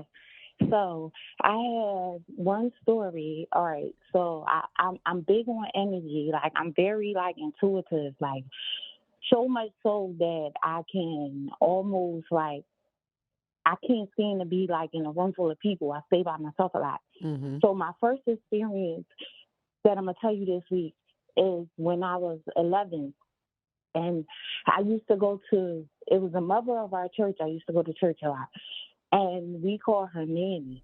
Mm-hmm. So we would take turns going to her house. So when I got to her house, it was always this eerie feeling. So when she would put me to sleep. She would let me go to sleep in this room, but I always felt something. So she had a dog, and we would lock the dog in the basement. And the latch was like on the top of the door. But every morning, I would stay for like a week. Every morning we get up, and the basement door was open, and the dog would be under the bed snoring. Mm-hmm. So this one particular time, my nanny, being a mother of the church, she went in the bathroom, and she wanted to take a shower. Well, when she took her shower, y'all still hear me? Yeah, Yep. we're listening. I'm like sorry. envisioning. When she It's took like a her movie. shower, So I looked up, and there was a little boy standing in front of me, and he was real transparent. But this little boy, he had a smile on his face, but because he was unalive, and his smile, he was so scary. He was so still, but his smile was still. And he was, it's like he was happy that I saw him. And I always knew he was there. So I blinked, and and until I turned my head, and I was so frozen, so scared. So I turned my head, and I turned back around, and he was gone. So I tried to tell my Mimi, but nobody would believe me. So that's my story. I believe you. Okay, you I believe you, because sometimes ghosts, spirit is they pick who they want to reveal themselves to. And sometimes it's not even that they pick. Like, most people don't see them anymore. So whenever they see you looking at them and they looking at you and they realize, oh shit, she can see me, it's like, okay. But he kept doing stuff. Yeah. And he kept on stuff. But see, the thing about it was he looked like he had on a plaid shirt and some overalls. But this is the kicker. She had a grandson. His name was JR. And he used to come to church. He looked the spitting image of her grandson, but from another time. Exactly like him. That was the crazy part. So I don't understand that. I just never will. So. Right. I'm in my 40s now, but it's like yesterday. So thank you. No, you are fine. I'm curious to know if she had a which I'm gonna wrap it up, I promise. But I'm curious, did she ever have a miscarriage in her life? Because sometimes the baby. Yeah, that was her grandson. That's what I was thinking. Yeah. And they lived at the end of the block. But that wasn't him. It was somebody, maybe it was his great-grandfather. I don't know. They looked exactly alike. It was creepy. But, well, thank you for sharing. We're going to talk next week. Thank you. You're welcome. Okay. Thank you so I got much. the other story next week. Bye-bye. Okay. Talk to you next week. We got people planning out their weeks ago. Now, I know this story will do good this week. The next story will do good next week. Yep. We appreciate it. We love to hear it. Eventually, we'll have themed weeks. We may need to start doing that. We may need to start doing like, okay, I want to hear your UFO stories. Okay, I want to hear your ghost stories. Okay, I want to hear your cryptid stories. I'm waiting for somebody to call in and say that they saw Mothman. Like that would. Oh yeah, Mothman. Listen, I was watching this YouTube, or not a YouTube, but a TikTok video, and it's scary. It scared me low key. Mothman? Yes. Like the prophecies and how he's always around right before a major event happens. And I was just like, don't you even think about it, 2024. Don't think about it. Because we are already starting off in very weird energy. The veil is not even there. It's non-existent. We got a Sandman story today. Yeah? We did get a Sandman story. Yeah. Because I almost kind of put Sandman under the same realm as like shadow people. Yeah. Or the Hat Man. Yeah. Where it's more of like a paranormal thing, more of like a psychological, spiritual thing, as opposed to like cryptids is like, it's supposed to be like something there. Yeah.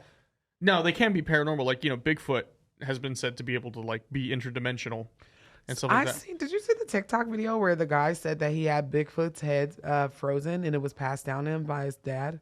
No, but you should find that video and send it to me because I'm going to ask him to be on the show. You don't get to make a claim like that and then not come on. No, he showed it, and I was like, "What? What? He showed it?" So his dad supposedly killed Bigfoot years and years before. His dad cut up Bigfoot and put him in the freezer, and he froze him. And whenever he died, this is one of the things he inherited.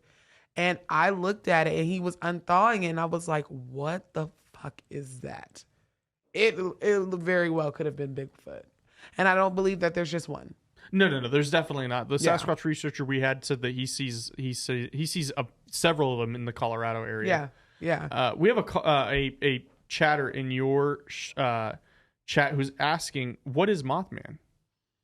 Mothman is a. I was gonna tell you. Go ahead, take it. Do we have him? Is he? Is he in here? Oh no, I think he's in Studio C. So Mothman is a cryptid, which a cryptid is it's supposedly like a supernatural creature.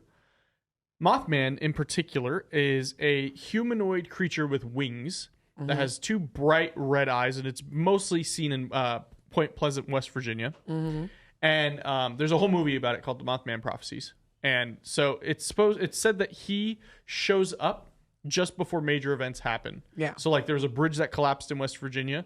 He was seen right before, I think a week before that. He was even seen as recently as with 9/11. Yeah.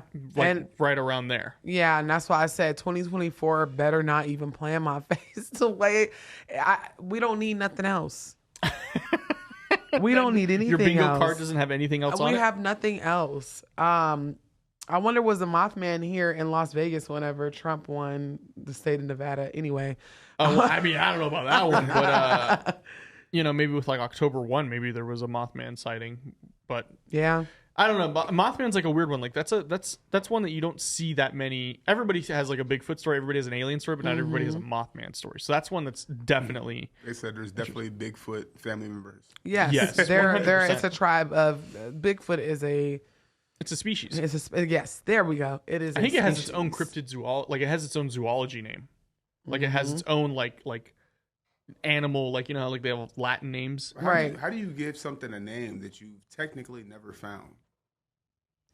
I'm telling you that man. How do you identify a species? That man got him in his freezer. I'm about to try to look up that damn video because I said, "What is that?" And he was like, "This is the head," and I was like, "Okay." This doesn't make any sense though. Because if he had a head in a freezer, wouldn't like the government be all over that? Like, we need a sample. You know what I mean? Like, they already have samples of Bigfoot. Trust me, around the corner too.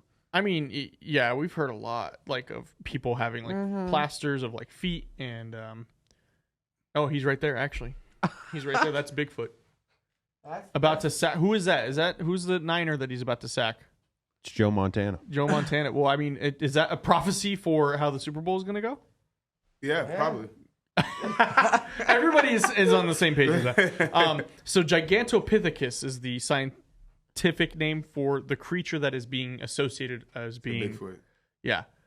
Which is it's supposed like the Yeti, the Tibetan Yeti, which is kind of the same thing. So it's a giant ape-like creature from way back. Yeah, I know we have another call, but I want to find this video for you. I'm gonna send it to you because he was dead ass serious. Don't they usually associate the name with like the person who finds it though? No, not always. No, because usually they have like a genus and species name, and that's what they kind of makes sense. Bigfoot. Bigfoot topic. Bigfoot topic. Yeah, we may have to do a Bigfoot call-in show. Topics on TikTok are one of the greatest things ever. She has it right here. You.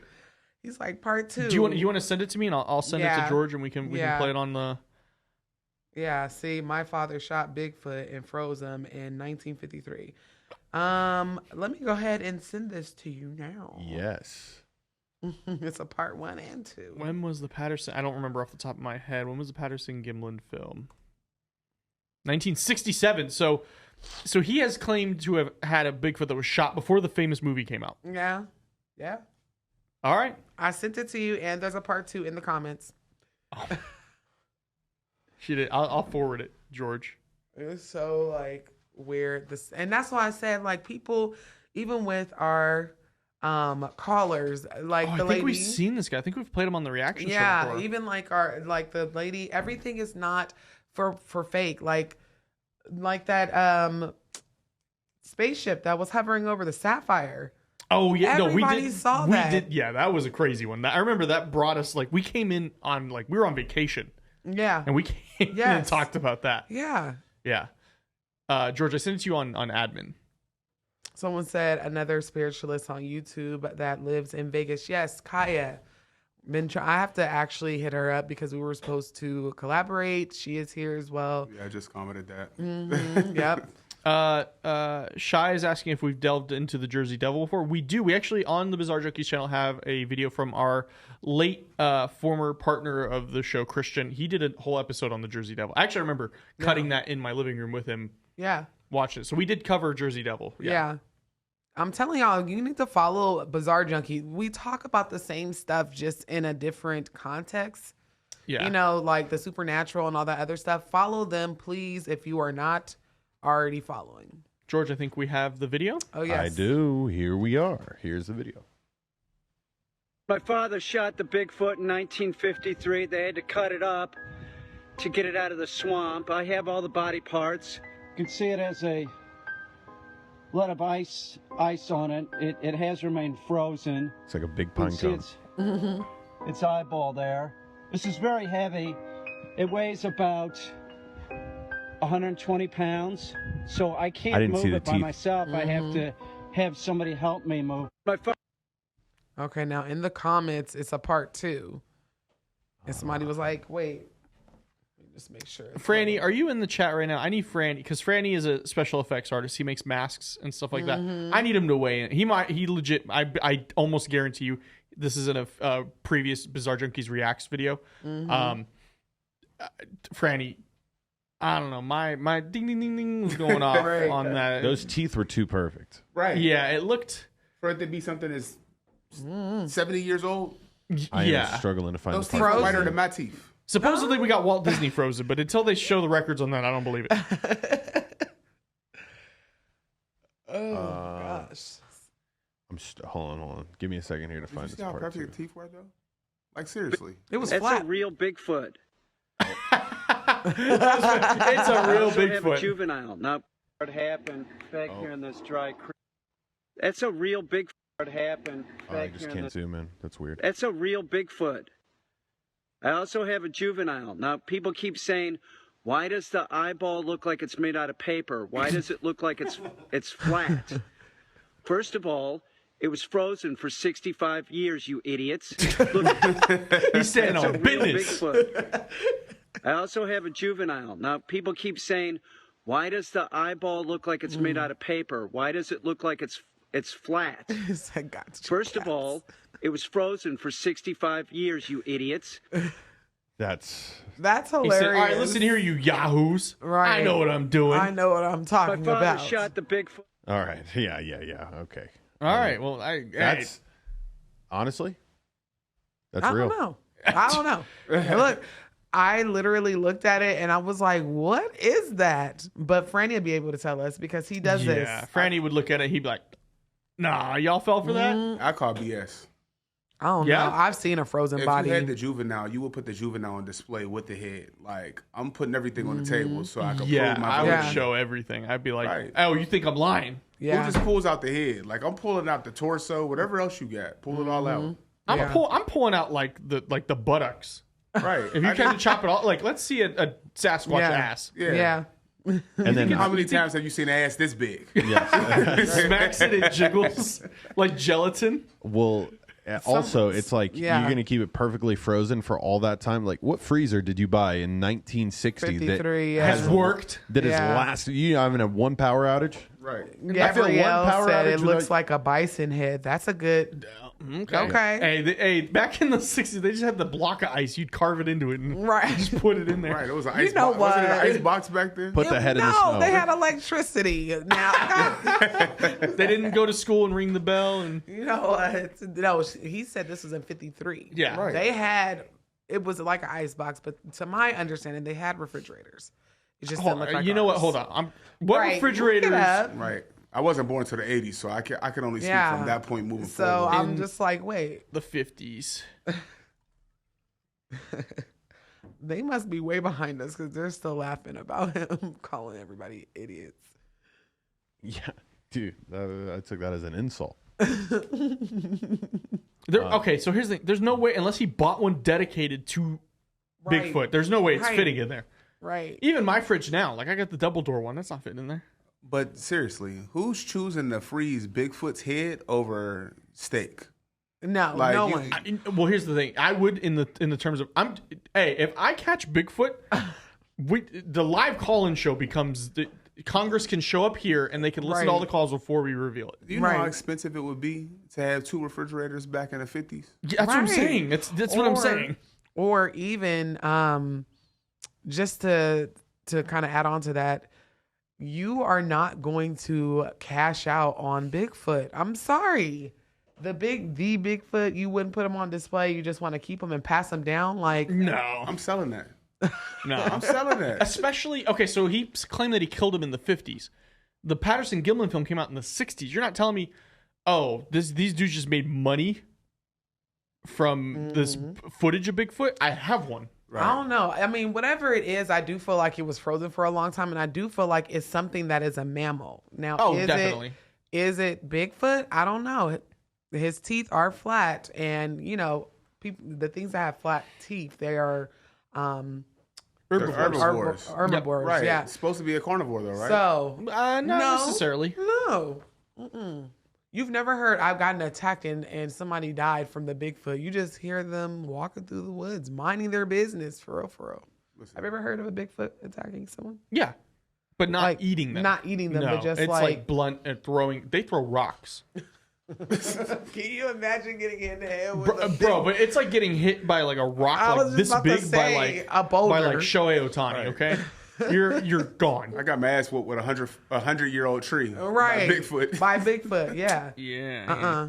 Also, how are you going to stop Bigfoot? Really? I mean, like in the 1950s, you going to shoot him with a cannonball? Or like, oh my gosh, not you saying that there wasn't guns. I know there was guns. Do you think... what kind of gun has taken down Bigfoot back in the 50s? Apparently a hunting rifle. You're not walking around with it. He said we're all idiots, so I don't know. You're right. We spent too long. We spent too long. We're too stupid. Bob in the chat is asking where the callers are. We're letting them pile back in. George, who do we have next? Next caller is 2630. 2630 *6. Let's hear some actual stories. Not no. I got Bigfoot in my freezer. *6 to unmute yourself. 2630. Caller, you are in the room.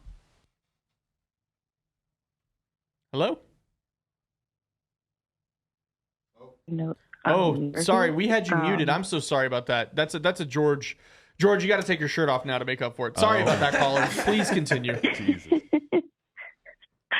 Yes. Hi, everyone. I'm super nervous. This is the first time ever speaking about this story. But just to get started quickly, I used to teach at a school, and it was across the street from a cemetery. And I knew that my office was going to be in the basement, which kind of creeped me out a little bit.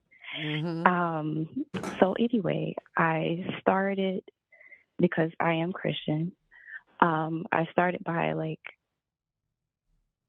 doing my own cleanse of the space, because I already felt like some energy was off. Yeah. Especially on days where, for example, the school body would be like totally calm. All the students, it would be like a regular day, and all of a sudden they would just turn up out of nowhere. Yeah. And I said, okay, like there's something happening here. So anyway, during the same time, I also, because, I go in and out of my spirituality with being Christian. So at that time also, I was heavily reading my Bible every day faithfully and praying over myself and the student body. Long story short, at that same time, I also got involved with working as a doula. So that involves some other spirituality aspects. And my mom had always told me that I was very sensitive, even as a child, to people's energy. She's like, anywhere I would take you, I always would know whether or not this was a good person or a bad person or whatever. So I've always felt that the majority of my life, but kind of, ignored that part of me, right? So anyway, as I'm getting involved with, doing doula work, I'm taking a couple of herbal medicine classes. And during one of the classes, the woman that was heading it, I didn't speak anything to her. She just automatically knew, who I was, that I was a Christian, and welcome into this space. So first, that's the one thing that kind of creeped me out. Okay. So wow, I didn't even showcase myself. But I started noticing other occurrences that were happening, not only in my place of work, but also when I would ride the subway, because I live in New York City. So there was one time where I was on the subway and I was coming from one of my doula sessions.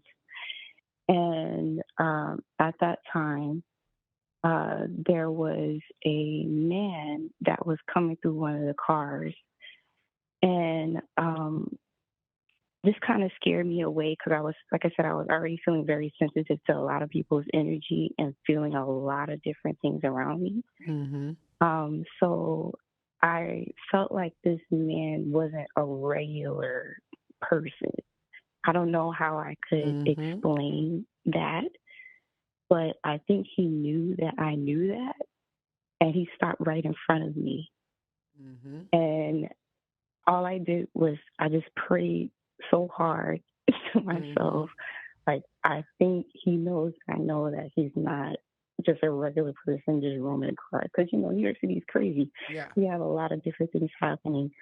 So after that day, I just shut everything off. I have not dealt with anything because it scared me so much that I didn't know how to handle feeling all the things that I was. I stopped working at that school. I went to something so totally different. And I have a question, like how should a person handle when they could feel different energies of people? I'm nervous, so I know I'm not, like, probably not making a lot of sense. But No, you're making sense. How does someone deal with that? Because I'm not sure. Like, I'm like, okay, like, I might want to become Right. more. So this is the thing. Like, in touch with myself. Yes. Yeah. This is the thing about spirituality. You are either going to walk into spirituality on your own recognizance, or you're going to get jumped in. And when I say jumped in, something's going to happen to you where you're just like, either you're going to go strictly into Christianity or you are going to be a spiritualist. But I rather you make that decision for yourself versus something happening to you that is going to make you, it'll discourage you from doing anything. I will say that if you have that intuition, more than likely there is a little bit more spiritual wise there. I would say pray on hoodoo, because it sounds like you kind of dabble in Christianity and in spirituality, and that's literally what hoodoo is. You know, hoodoo's, they read out the Bible still. We still use Psalms and all that good stuff. So I would say, you know, if you are thinking maybe you want to get in touch with your spiritual side, do so, but don't jump in and out, because that leaves you open for spiritual warfare and attacks. Okay? Yeah, yeah, and I felt that. Yeah, but you got this. Don't be afraid. We do this on Patreon all day, every day. There are a lot of people that are very similar like you. So if you're interested, or anybody in the comments interested in Patreon or learning about hoodoo or mixing a little bit of, you know, Bible verses into your spiritual practices, the link is in the description, I believe. Yeah, I think it is in your description. But thank you so much for calling in tonight. Yes, thank you so much. Thank you. I'm trying to see. Yep. Okay. Yeah. Your Patreon link is in there. So, real quick, when you're talking about going back and forth, does that mean like practicing it, then not practicing it, or yes. Okay? It gets very, very dicey whenever you're doing certain things. Like if you're just practicing sometimes, or if you are only doing money spells, please stop that. It's musty, and you're gonna fuck yourself up on accident. Or if you are constantly asking and promising your ancestors, spirit guides things and not delivering, or saying, I'll never do this again, and then turning around and doing it again, you have to really stand on business, stand on 10 toes of what you are practicing and believing, because if not, them low vibrational D words will be waiting for you. You know, spirits, they don't play. They're not for play. They don't seem to play. No. A friend of the show who we've mentioned on here. I don't really want to mention it at the moment. But good friend of you and I, who is on the show regularly. They had ghost or paranormal activity start up in their in-laws' house. Yeah. It got like really rampant in the last like 2 days. Seriously. Yeah, so they think that we may have spoken energy into it. Yes. By doing this. So I feel bad. I'm like, I feel bad, but I hope that it kind of chills off of them. No, it's not even that. It's not. I can't even say just us speaking on it. And I hope this person is watching. It's not about just like the speaking on it portion. If you are afraid, you are feeding it. If your house is cluttered, if there's stuff in the closets, you gotta cleanse. And I will give you some advice on how to cleanse spaces. And then you can give it to our friend of the show, because I don't think it's us talking about it. It's them talking about it in the house and acknowledging it and giving it power. These are like, spirits are like Freddy Krueger, especially low vibrational ones. Yeah, I don't think it's a low vibrational. I don't think so either. Yeah, the one that they're talking about, it doesn't seem to be like trying to harm anybody. It's just it's obviously scary. It's creepy. But one thing I will say, and I hope they're watching, you need to ask it to leave. It's as simple as saying, I don't feel comfortable with you here. This is my house. This is my space. Take over your space. This is not a democracy. This is a dictatorship. This is my shit. You got to go and open up all the windows and let it go. But I'll give you some more tea on that. I think we have our last caller of the night, George. Yes, caller 9049. And if we get a couple more pop in here, we might stay around and let them talk we want to their hear story. you out. We want to hear you out. We do. We definitely do. Is someone there? But this is a call-in show. 9049 *6 to unmute yourself. Caller. Sound like my house. Hello. Hello. Welcome to the show. How are you doing? Good. How are you? I'm doing fine. I'm trying to run away from my little babies right now so I can talk. That's why I said it sound like my house, because I got 4 of them, and it's always they a leave time. you alone. They don't leave me alone. Mine doesn't leave me No, alone. mine doesn't either. I lock them out. I got 2 biologically, but I babysit my grandbaby and my little cousin. It's 3 of them. Yeah. So you're busy. I am so busy. I've been waiting to do this, and I've been prolonging this or whatever. I'm from North Carolina, and I had a dream like probably about 5 years ago, and it was crazy. I didn't understand it. The whole week it was crazy to me. Felt like a spider was coming off the wall, first of all, off the ceiling. It felt like a spider was coming down, grabbing me. Couldn't breathe, none of that. Went to a guy's house. I literally felt like a dog was on me. He said he didn't have a dog. But the dog, I could smell it. I could feel the dog. And it was like I was just frozen. I didn't feel right. I'm like, oh my God, like this man got a dog around me. This dog about to attack me. That's the And I low woke vibrations. up, it wasn't no dog. Huh? I said them is low vibrational D words. They be everywhere. They're like roaches. It sounds more rampant the more I hear about it. Yeah. I'm sorry to interrupt. Go ahead. You're fine. You're fine. I mean, I love to talk and like note things and stuff like that. It was just horrible. Like I just didn't understand it. And it was a guy that I didn't even know. I just met. You know, and I'm like, okay, I ain't supposed to be here. I ain't supposed to be here. And then 2 weeks later, I left from, 2 weeks later, I moved out of town down to Florida. And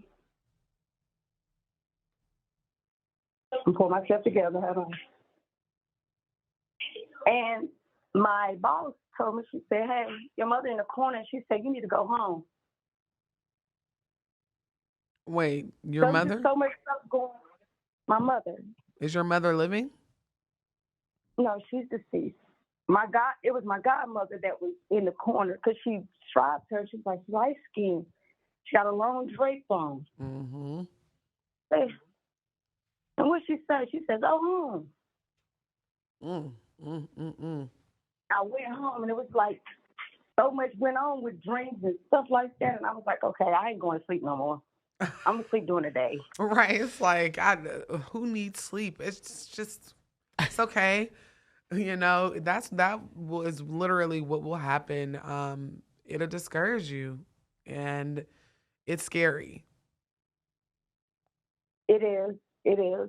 It really is. But I love your stories, and I watch you every time I see a new one up there. Thank you. I appreciate y'all support. I love y'all down because y'all love me down. Y'all in the comments. I see everybody. Thank you so much for just sharing your experience. Yes, thank you. Thank you, too. Y'all have a blessed night. Thank you. You as well. Stay safe. Someone in the comments said, be careful out here for with this full moon energy. Let's see. It's the new moon. Today's the new moon. But it's still anytime there's a new full, it's always ghetto. Ghetto? It's always ghetto. But they're also asking for like your metaphysical stuff. oh yes, I am starting a metaphysical shop. I will be posting the link. I'm hoping that I can get everything together. I am battling with Stripe at this point. We all are. Yeah. Oh my gosh. Are I'm they like, doing the can I thing where you use- can't have more than one account associated? No, they're doing the thing where they're like, we want to see your website. And I'm like, if I post it, then people are going to go to it and it's not ready. Yeah, like I need to have this before we do that. But I promise you guys will be the first ones to know about it. I'll be offering candles, oils, because y'all know how I love my oils. Just different spiritual goodies, Sage? Not quite sage, maybe some cedar. What's the difference between sage and cedar? Well, I'm not native. Oh, okay. Yeah, I guess that makes sense because offend- Brian is native and he's the one who brought it. Yeah. And they don't like us using their stuff, which I had a conversation on TikTok live earlier. Some black people are natives, so Right. it's like, but I know I come from Africa, my people, so it is what it is. But we do have some cedar bundles, some good stuff, mugwort bundles and different things. All sorts of fun stuff. So it's coming soon though. Yes, within the next, I don't even want to say the next week, maybe two. Don't forget the kits too. Yeah. Kits. Spiritual kits, So, and I also offer conjurings. It's not something that I put on there, or out there, I should say. But, I have some work I have to do tonight because it is the full moon. Yeah. And one of those is getting that man his werewolf kit. Yeah. Yeah. He's so silly, but we have a good time here. We have a good time. George, do we have any more callers for tonight?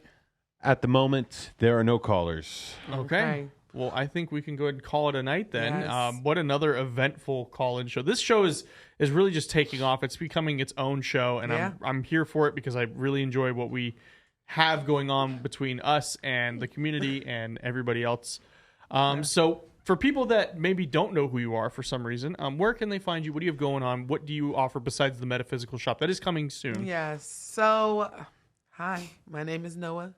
I'm a spooky spiritualist, and I'm here on Fridays. This is my newest business venture with my bestie, Austin and George. We got a caller. Oh, we have a caller. Oh, they heard. They said, "Oh, we leaving?" No. Let's keep the spooky times rolling, yeah? I'm like, wait, I do have to use the restroom. Okay.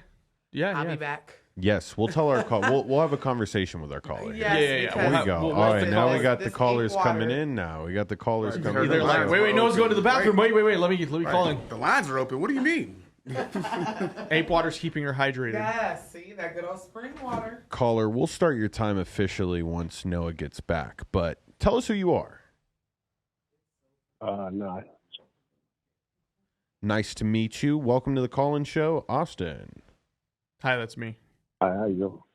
Good. How's your night going so far? I'm just trying to make up time before Noah comes back, so that way we can really get into your call. So we're not going to start your time yet. Okay. But you having a good night? Well, yes. Yeah, it's going good. Yeah, I just caught the show probably like the last half an hour. Okay. Well, glad you're able to call in. You watching the game this weekend? I'm actually going to be working. Okay. Yeah, I can respect be that. busy. The job I do is going to be doing a lot of deliveries. So okay. busy night. Yeah. Gotcha. Well, do you have a prediction? George, the one who talked to you earlier, George is the host of Gridiron Junkies, which is a football show. Do you have any predictions for the big game on Sunday? Probably the Niners. I see the Niners taking it. The Niners, okay. Probably. Okay. That's the first time I heard somebody, That's the first time I've heard somebody who isn't a diehard, they have to tell you in the first 30 seconds, Niner Nation or whatever. Right. Niner Gang, whatever. Right. Yeah, it's been well overdue. It's 30 years, and I think it's about time, When was the last time they won again when you guys beat my Chargers? Is that what happened, George? Am I remembering that correctly? Which was 94? Yeah, that was 94, 95, something like that. Yeah, I think it was 94. I mean, man, I don't know. This is the one, for 1 year, I could care less about either team. But it's hard to go against Pat, man. It's Pat is so good. But here's the thing, he's in my division, so I could care less. Right, but he's the detractor.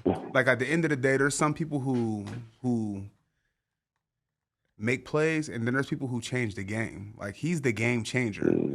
Keep in mind, I'm a Steelers fan. I'm by far not a Kansas City fan. Right. However, well, no, you can't deny he's good. But welcome to Gridiron Junkies, everybody. This show has shifted, but we have Noah back, so we'll go ahead and let you go ahead with your story, caller. Okay, cool. I appreciate it. Hey there. I'm sorry. I had to go to the little girl's room. Hey, how's everyone doing? Good. How are you? I'm doing well. All right. Hey, I'm enjoying the show. Very interesting. I caught it maybe a half an hour. I try to catch you guys every Friday. Yes. When I can, I appreciate that. Yeah, appreciate it. My story, quick backstory. My grandfather died when I was about a couple months old. And about fast forward, maybe 9 years later, actually I'm laying in bed about 2:40 in the morning. And all of a sudden I hear creaking on the floor as if someone is moving, and they're kind of getting closer and closer. It's at a slow pace also, And I'm 9 years old. I'm creeped out.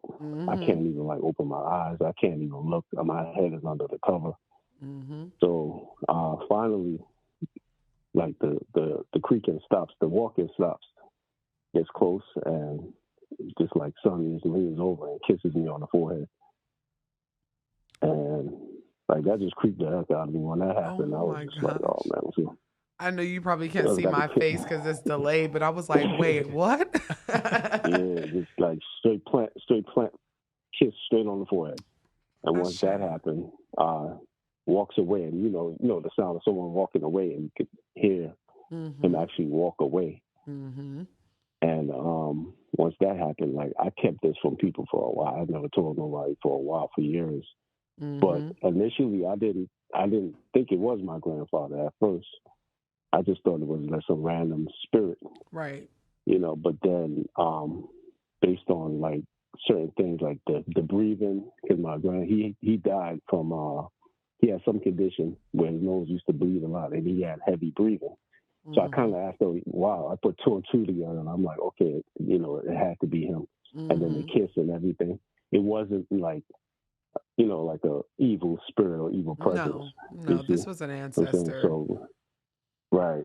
So that's what that's the feel I got from it. And after a while, I was like, okay, it had to be him. That's beautiful. It's scary whenever you're 9, 10 years old, but it's still, at least it didn't feel malevolent, because if it did, I'd be worried it was kissing you in the forehead. But this sounds like an ancestor. Yeah, that definitely was. Yeah, and I didn't know at the time. I kind of chased it away. When I was young. Yeah, I got the strength in me, and that next day I just chased it away because I didn't know at the time. But now looking back, I kind of felt bad doing it. But when you're young, you do certain things, but then they understand. When you were young and you don't know no better, that is scary as hell. So they're not looking at you blaming you. Yeah. They understand. Exactly. That's beautiful. Well, thank you so much for sharing I appreciate that story and waiting for me to get back from the restroom to share it. Yeah, go Niners, I guess. This program. Oh yeah, definitely. Oh, you guys were talking about the game. Yeah. Okay. Yeah, we'll talk a little bit about it. I appreciate the show. Thank you, guys. Thank you. Thank you. All right. Okay. All right. For those who aren't aware, this is a Chargers live stream, though. Just setting the record straight. This is a Chargers live stream. I think we're gonna have to miss next Friday. No, we're diehard Steeler fans. But I don't even know. It's the Niners playing, Yep, right? the Niners and the Chiefs. I'm sorry. I'm going for the Niners. Even though you have a Mahomes Magic Crunch box clear behind your you. throat all you want. I'm clearing my throat. You gonna mess up my ticket, ma'am? Oh, you taking money out the house? No. Go Chiefs. No, I mean because I'm a Northern California native. I was born and raised there, so I have to stay loyal. From the Bay? Yeah, listen, the Bay Area people hate whenever people from Sacramento be like, "I'm from the Bay," so I wanted to say I'm from Sacramento. But I literally, I have to. I mean, if it's not my Steelers, then I have to do what's right. No, Niners. I can't pick either. I could care less this year. But George, they heard Noah's about to leave, and they said These have to be our last two callers. These are our last two calls. It does get late here. We do have lives outside of. Is someone in this? they're recording. Mm-hmm. Okay, the studio is just creepy as shit. Yo. It's Yeah, nice, no, you started hearing voices as you were walking from the bathroom. Hell no. But I can see them in the green room. But I'm like, is it just a replay? But it's just very whatever you see on that TV is live from either this room or the other room. Okay. Yeah. Okay, makes sense. That was Freddie. Yeah, that's scary. Our next caller is 9706. 9706. Star 6 to unmute yourself. Caller, you're in the room. Hello? I'm here. Can you hear me? Yes, we can. Oh, okay. Hi. How are you guys? Good. How are you, love? Doing good.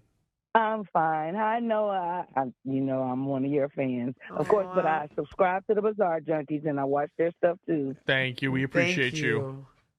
No problem. I'm actually Paradox in the chat. Oh, okay. Okay. Yeah. Look, I was so drawn to you because you look like my daughter. Really? Send me a picture to my email. Mom? No, I'm just kidding. I really will. Show your Patreon. I sent her a picture of you. She's like, that. She doesn't look like me. Of course. Guys, look, we sent never it to do. everybody, and everybody said you do. Yeah, but anyway, okay. My story is this: when I was, let's see, back in 2001, I probably was like maybe 26, and my oldest brother passed away. Mm-hmm. And, we went through everything, the funeral and all of that. And I was asleep in my bedroom. And, I used to sleep with all the lights off, TV off, everything. I'm just asleep. Mm-hmm. And all of a sudden, something just wakes me up. I don't know what made me wake up, but I woke up and I looked, and he was standing in the doorway. Mm. And he had on,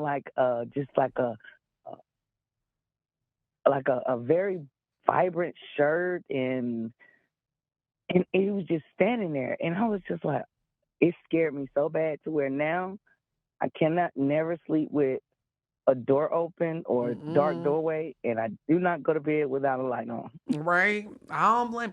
Listen, I have grown, and I think you're one of my patrons. Are you following me on Patreon? Yes. Okay. Yep, Thank yep, you. uh-huh. I love you down. Thank you so much for your support. But for a long time, whenever I was younger and I was not a spiritualist, and I would see that creepy shit, especially my closet door. To this day, I gotta sleep with the closet door closed because I have is that not a normal thing? Yeah, And I do have PTSD. It amazed me when y'all talked about the mirrors, because I got to a point where I was like, no, I cannot sleep in front of a mirror. I didn't even know that, though. No. That you should not, that mirrors were a portal. But also, I'm a truck driver, right? Mm-hmm. But now I keep feeling a presence. Like I can be asleep and I feel someone come sit on my bed. Yeah.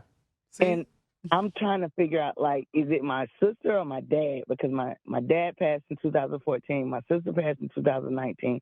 But also, I lost my best friend in 2021 due to the pandemic, and we were not on good terms. So I just wonder who it is because I feel them. Yeah. But I think they won't reveal themselves because they know they're going to scare the mess out of me. Yes. And our ancestors are merciful in that manner because they have enough power to manifest. You are literally venerating and putting so much time and energy and love into them. They can manifest into a full body apparition, but they don't because they know we're not ready for that most of the time. Yeah. Yep.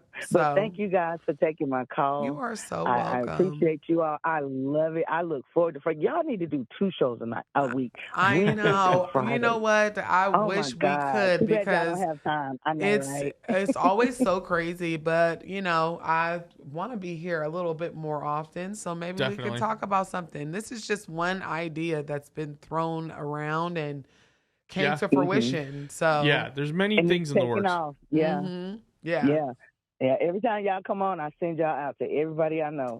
Thank you. We appreciate that. Send me a picture of your daughter to my email because I'm curious. I will. I don't look like none of my siblings. She is a Ravens fan, It's so weird, though, because it's like she's a perfect mixture of me and her dad. And I don't look like I don't feel like I look like my mom. My mom is chocolate. My dad is probably your color, dude. Wait, light skinned black dude. So I don't feel like. Am I dark? Is that what I'm darker? Oh, okay. No, I mean George or. I mean, you're not super pale. No, I'm like tan. Well, okay. So I mean, here's the thing. Like, my daughter is closer to your complexion, but I'm brown. Her dad's dark. You see, them genetics. The more kids I had, the less they look like me or anybody I even knew. You don't even look like you. She's the one that she's the one where my grandson, when he sees me on FaceTime, he always say, "Hey, Deja," and I'm like, "I'm Grammy." Oh, that's too much. But yeah, send me a picture. Thank you so much for following me on Patreon. Thank you for being in the chat, supporting me, all that good stuff, supporting Bizarre Junkies in Austin and Georgia. No problem. Thank you. I love it here. I love it here. Thank you, guys. Bye-bye. Thank you. Have a good one. Thank you. All right, you too. Bye-bye. Oh, so we're talking about my complexion. So my dad he's half Hispanic. Mm-hmm. My mom was a ginger. But you know what? I thought you were Hispanic. I never picked you for a white dude. Yeah, I can't speak Spanish, which is funny. I know we were talking about your Mexican ancestry. You're like, but I'm not like, I don't really. Yeah, they're Mexican. The part of my family that was Hispanic left when my dad was 2 years old. Yeah, well, they've been with you since Matter, before birth. Got a Hispanic last name? I do, yeah. Alvarez. Yeah. You're Hispanic then, man. You gotta embrace it. Cinco de Mayo all day. Okay, so here's the thing. My girlfriend is Mexican and Puerto Rican, and then on my child's birth certificate it says Mexican. Hey, poquito español, por favor. Just a little bit. For the scholarships. ¿Cómo se dice? Give me the money. Me amo. Me amo. No sé. I don't know. George and I love to do the como se dice. Yeah. Like, como se dice. Wow. Hold on. Numbers. This is the fastest I've ever had a caller unmute themselves. Caller, you're in the room. I clicked and it was unmuted. Callers. Can you hear me? Yes, we can. Hey, love. Okay. Hi. Okay, so quick story. I mean, it's not spooky or anything, so I don't know if my story even counts. No, go. Of course it does. You're fine. So it was about a year ago, and I was car camping, and then I was car camping in I can't think of the popular breakfast place that you can camp at. I can't think of it. So when I first got there, it was people surrounding me, RVs and whatnot. So I'm like, okay, I'm going to go to sleep, make my bed and, have a good night. So I woke up and then I look around. Nobody was no cars were there around me. And I'm like, okay, that's odd. So I went back to sleep. And the next thing I know, okay, so I see me laying in my car. I see my car and I see me talking to me. Well, actually I was screaming at myself and I was like, get up now, get up, hurry up and get up and go right now. Right. And next thing I know, I pop up but before I even popped up, I turned around behind me and it was a black car. So I wake up, pop up, I look behind me, it's a black car. I'm like, what the hell's going on? Mm-hmm. So next thing I know, I zoomed up out of there and I didn't question it. I didn't, I was like, I don't know what's going to happen. So I don't know what that, I don't know what that was. Like, was it my intuition? Was it some type of, I don't know. It was weird. To be honest, I was going to say it sounded like you were astral projecting, but No, it almost it's like, and this is gonna sound weird. The only thing that I can think of or explanation that I may have for that is that somebody like a spirit guide, ancestor, camouflaging, more than likely a spirit guide, because a spirit guide don't have to be a human, but that's for another live show. Just camouflaging themselves as you to get your attention to get up and go.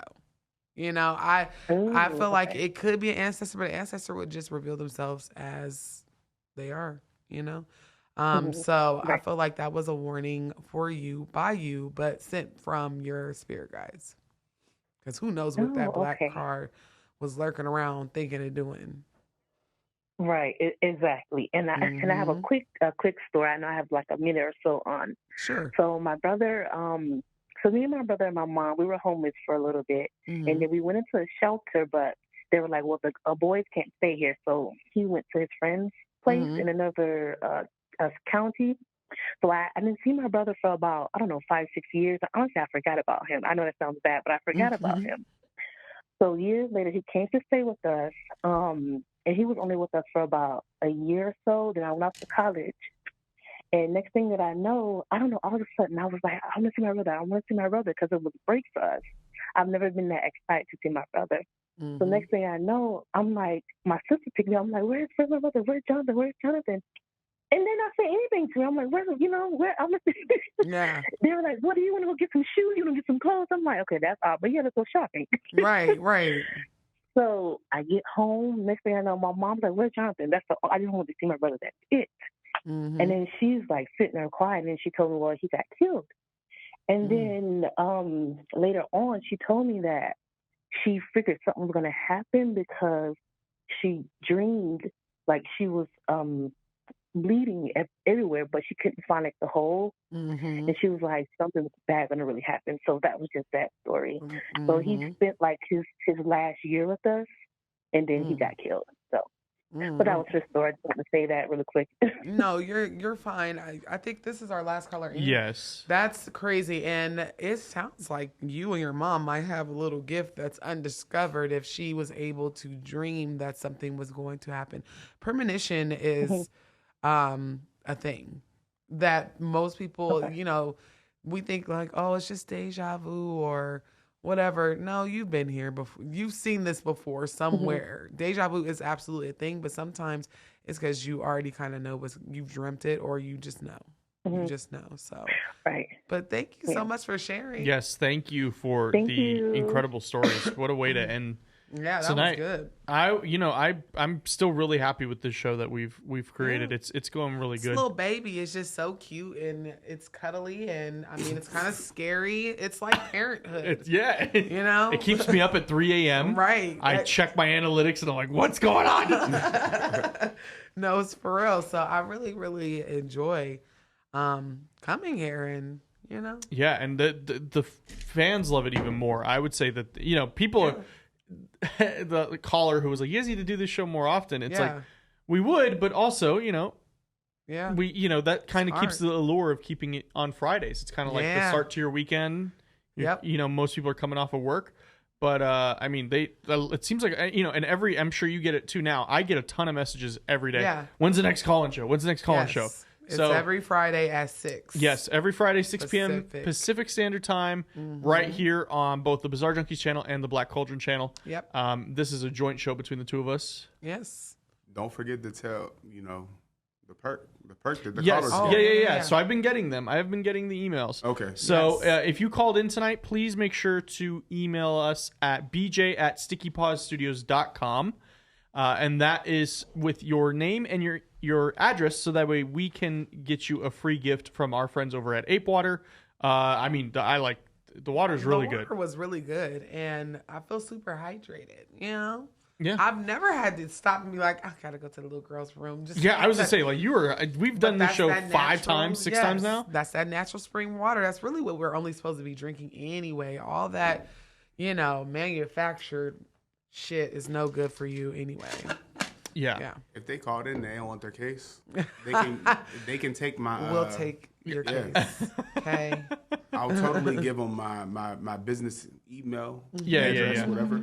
Yeah. And, Yeah. So, thank you to everybody who watched tonight, and thank you to everybody who watches this afterwards, because a lot of people still watch it after the fact. Yeah. I mean, you get thousands of views. I'm getting hundreds of views every time we post them. Yeah, I'm going to be posting it as a normal video as well, just so that it can pull up on the algorithm. You know, I think we come up more so on the podcast side, or live side. I don't really know. Yeah, I mean, the live side seems to go a little bit better. My algorithm is a little more catered towards like the shorts. Yeah. And the documentary style videos, like those still, like the Patterson Gimlin film one still, I think it's at 14,000 now. Yeah. It just keeps going and going and going. Yep. But yeah, thank you so much to everybody. I mean, we already kind of heard, but you can check out all of Black Cauldron's links down below in the description. I might have to sign up for your Patreon at this point. You know what? Yeah, because he keeps it. You have that friend and you're like telling your friend like, don't do this, and then they be doing it anyway. You be like, you need your ass whooped. Come on over to Patreon. That does not sound good now. I need my ass whooped on Patreon. Yeah, no, because he listens to me, but he only listens. We're cleaning this studio. I should not feel like apprehensive or energy going to the bathroom. So when we doing it? George, when are we I think it's a Saturday. We do it, we come in, we record an investigation for a couple of hours. My schedule on the weekend opens up entirely after the Super Bowl. So yeah. We'll do it the same way we did the last ghost hunt, which you can see on our channel. You know what we'll do as we're doing it? We'll go live in both. We'll utilize all the cameras in the studio, and then we'll just do like a so you can see us going through and doing it in both of the rooms, and then we'll just have a floating cam follow you as you go throughout. Live paranormal investigation. I mean, people can see. I'm going to give them a couple seconds for that to catch up. But like, how would you guys feel about a live paranormal investigation? I've seen it done before on TV and YouTube. It's just, here's the thing. Like, we didn't fake anything. It just takes a lot of. Sometimes you have hours without anything happening. Yeah. And then it'll ramp up for like 20 minutes, and then it'll die back down. Well, that's normal for any. Well, yeah, they're saving up energy. Yeah. I mean, I wouldn't be against it. Y'all gonna do it in the dark? Well, I mean, how would they see? That's the only thing. Can we hook up the? Yeah, we'll see if there's an infrared like filter for iPhones. Yeah, I guarantee you there is one. Now I have to know IR filter for iPhone. Someone said so you have to install it on every camera. Time to cleanse. Yep. I mean, it's cheaper than buying a bunch of. Yeah. How much are they? I'm not seeing for IR. Maybe. Okay. Maybe. Yeah. Yeah, this is, I know you guys can't really see anything, but this whole studio is ran off of iPhones. Like, it's amazing. I've never seen nothing like this before, so we can find it. It's not popping up on Amazon or nothing. Yeah, I mean, we can, and then we just don't have to do. You know what's funny is doing it in the dark was brought up because of ghost shows, like Ghost Hunters, Ghost Adventures, all that. When do you experience things of the paranormal? The lights don't have to be off. True. No. So we could just sit in here. I think what we do, not a seance, definitely not. We're not using the Ouija board or anything like that. But what I think we do is we sit here at this table and we put a spirit box here. Yeah. And we ask it, we talk to it. Yeah, see, she said, you sure you want to chat with those energies? Hey. No. Austin got me nervous. Hey, why do we interview criminals? Okay. Do you ever want to chat with them? No, I don't want to chat with them. We gotta get to the bottom. Well, that's what, because, you already know. Sometimes you be thinking you chatting with a whole human and it be a D word. He's like, that's why you're going to be here, because you'll lead us right. What the hell am I going to do with it? That means you have the knowledge. That's what I'm talking. Austin is trying to FAFO. Yep, fuck around and find out. I already did the first time, and I'm still here, but I'm not going to be dumb about it. I'm not going to be like, what up, demons? It's your boy. Sorry, I don't. No. You're good. This is y'all house. y'all got to come back to George. I think you're coming in tomorrow, right? Yeah. But during the day, though, I'm contemplating it. Actually, yeah. Well, we'll see. I don't mind because there's something here. I'm sure of it. We've had too many things happen back to back to back to not. And then we have people in the comments who are sensitive, and they're like, yeah. Well, apparently something's screaming here. Yeah. That's a little unsettling to hear. The person asked, "Are y'all sure y'all want to?" That's the same. The same person that was like, something is screaming.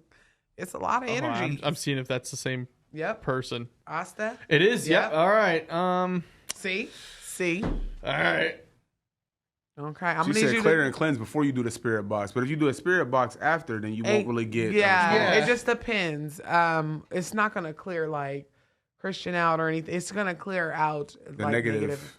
Yeah. Yes. Yeah. Okay. So maybe we do it that way. Maybe we see if we can communicate with Christian after we do that. That would be beautiful. We cleanse it.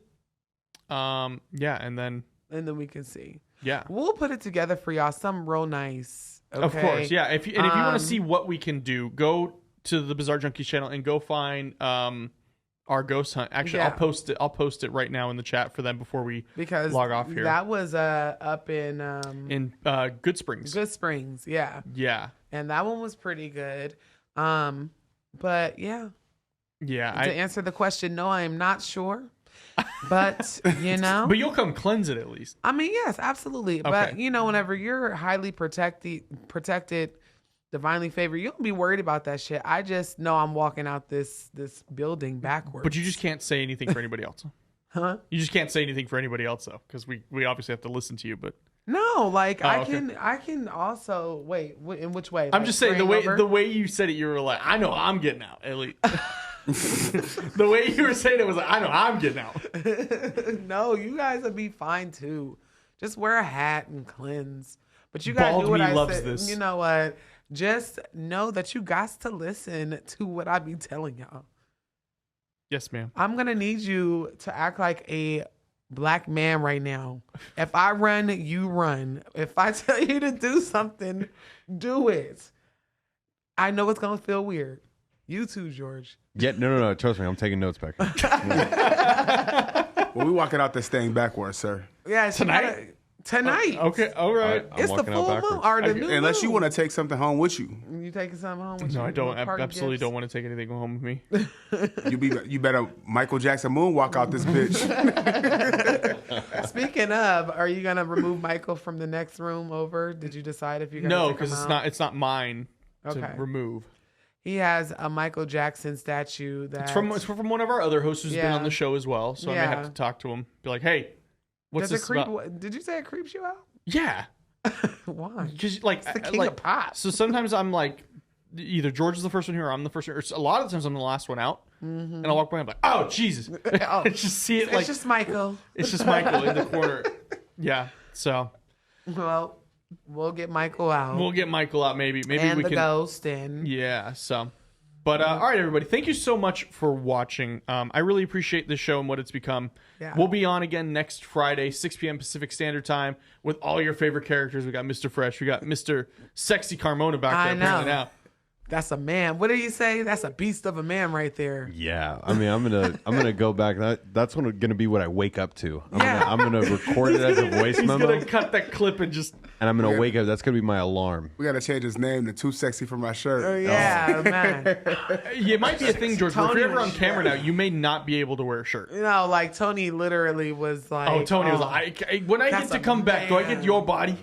Like, make sure you plug that one too, because a lot of people have watched his movies and seen him on TV. We also did an interview recently, not too long ago, with Tony Orlando from Tony Orlando and Dawn, the show on TV. The hit singer from back in the 60s and 70s. We did an interview with him, and he told us some stuff he's never told anybody. Yeah. So we definitely got some crazy stuff. George, are you pulling it up? No. Okay. Oh, okay. I thought he was about to. But that's a good one too. But thank you again to everybody. Thank you to George for toughing it out with me today. We had a crazy day today. Yeah, you guys get some rest. Oh, yeah. facts. I'm turning my phone off tonight. I'm turning it off. Not answering anything. I'm gonna go watch the game and not care who wins. Yeah. You're not watching the game. You're watching an Usher concert that they're happy to play. That's I had to ask you who's playing again, because I'm there to see Usher. Don't even get George started. Don't even. George was here. Here's a truthful question. Usher, or Chris Brown? Usher. What? Damn. Oh Okay. my God, Wait, you wait, little wait. Gen Zs, get out of my face. I'm sorry. No. For nostalgia, it's Usher. But if we're talking about Lyricism? overall talent, I think it might be Chris Brown. Oh no, I you appreciate guys. that. What did Mr. I'm just Usher being get famous for? transparent. Writing yeah, like 9 times in a row. No, listen. We're not going to do that to Usher, okay? Because you know how many babies were born to Usher? No. How many babies were born to Chris Brown? You know, you're delusional. Stop it. You can't put Usher have sex in crib. to run it. No, you cannot. Mr. Fresh is closing up the stream right No, you can't. Oh man. I'm not a Gen Z. I love Chris Brown, but Usher does it for you more than Chris Brown. Usher, that was the first crush I ever had. Whenever I was like 4 years old. Okay. I'm tracking now. Man, he is beautiful. I don't even feel like that about him now. Right. A man who likes men. Yeah. Hey, but allegedly. I'm getting off this chat. This line. Yeah, all right, everybody. Thank you so much for watching. We'll be on again next week. And until next time, take it easy, y'all. Oh my God. That. Yeah. Hey, you should see his brother. His brother just transferred on. You're born like that. Caller, you're on the air. Threatened, I felt unwelcome, and it was a death. And so then I went to my pastor, and I was like, "What's going on?" He's like, "Oh, you know." But I do have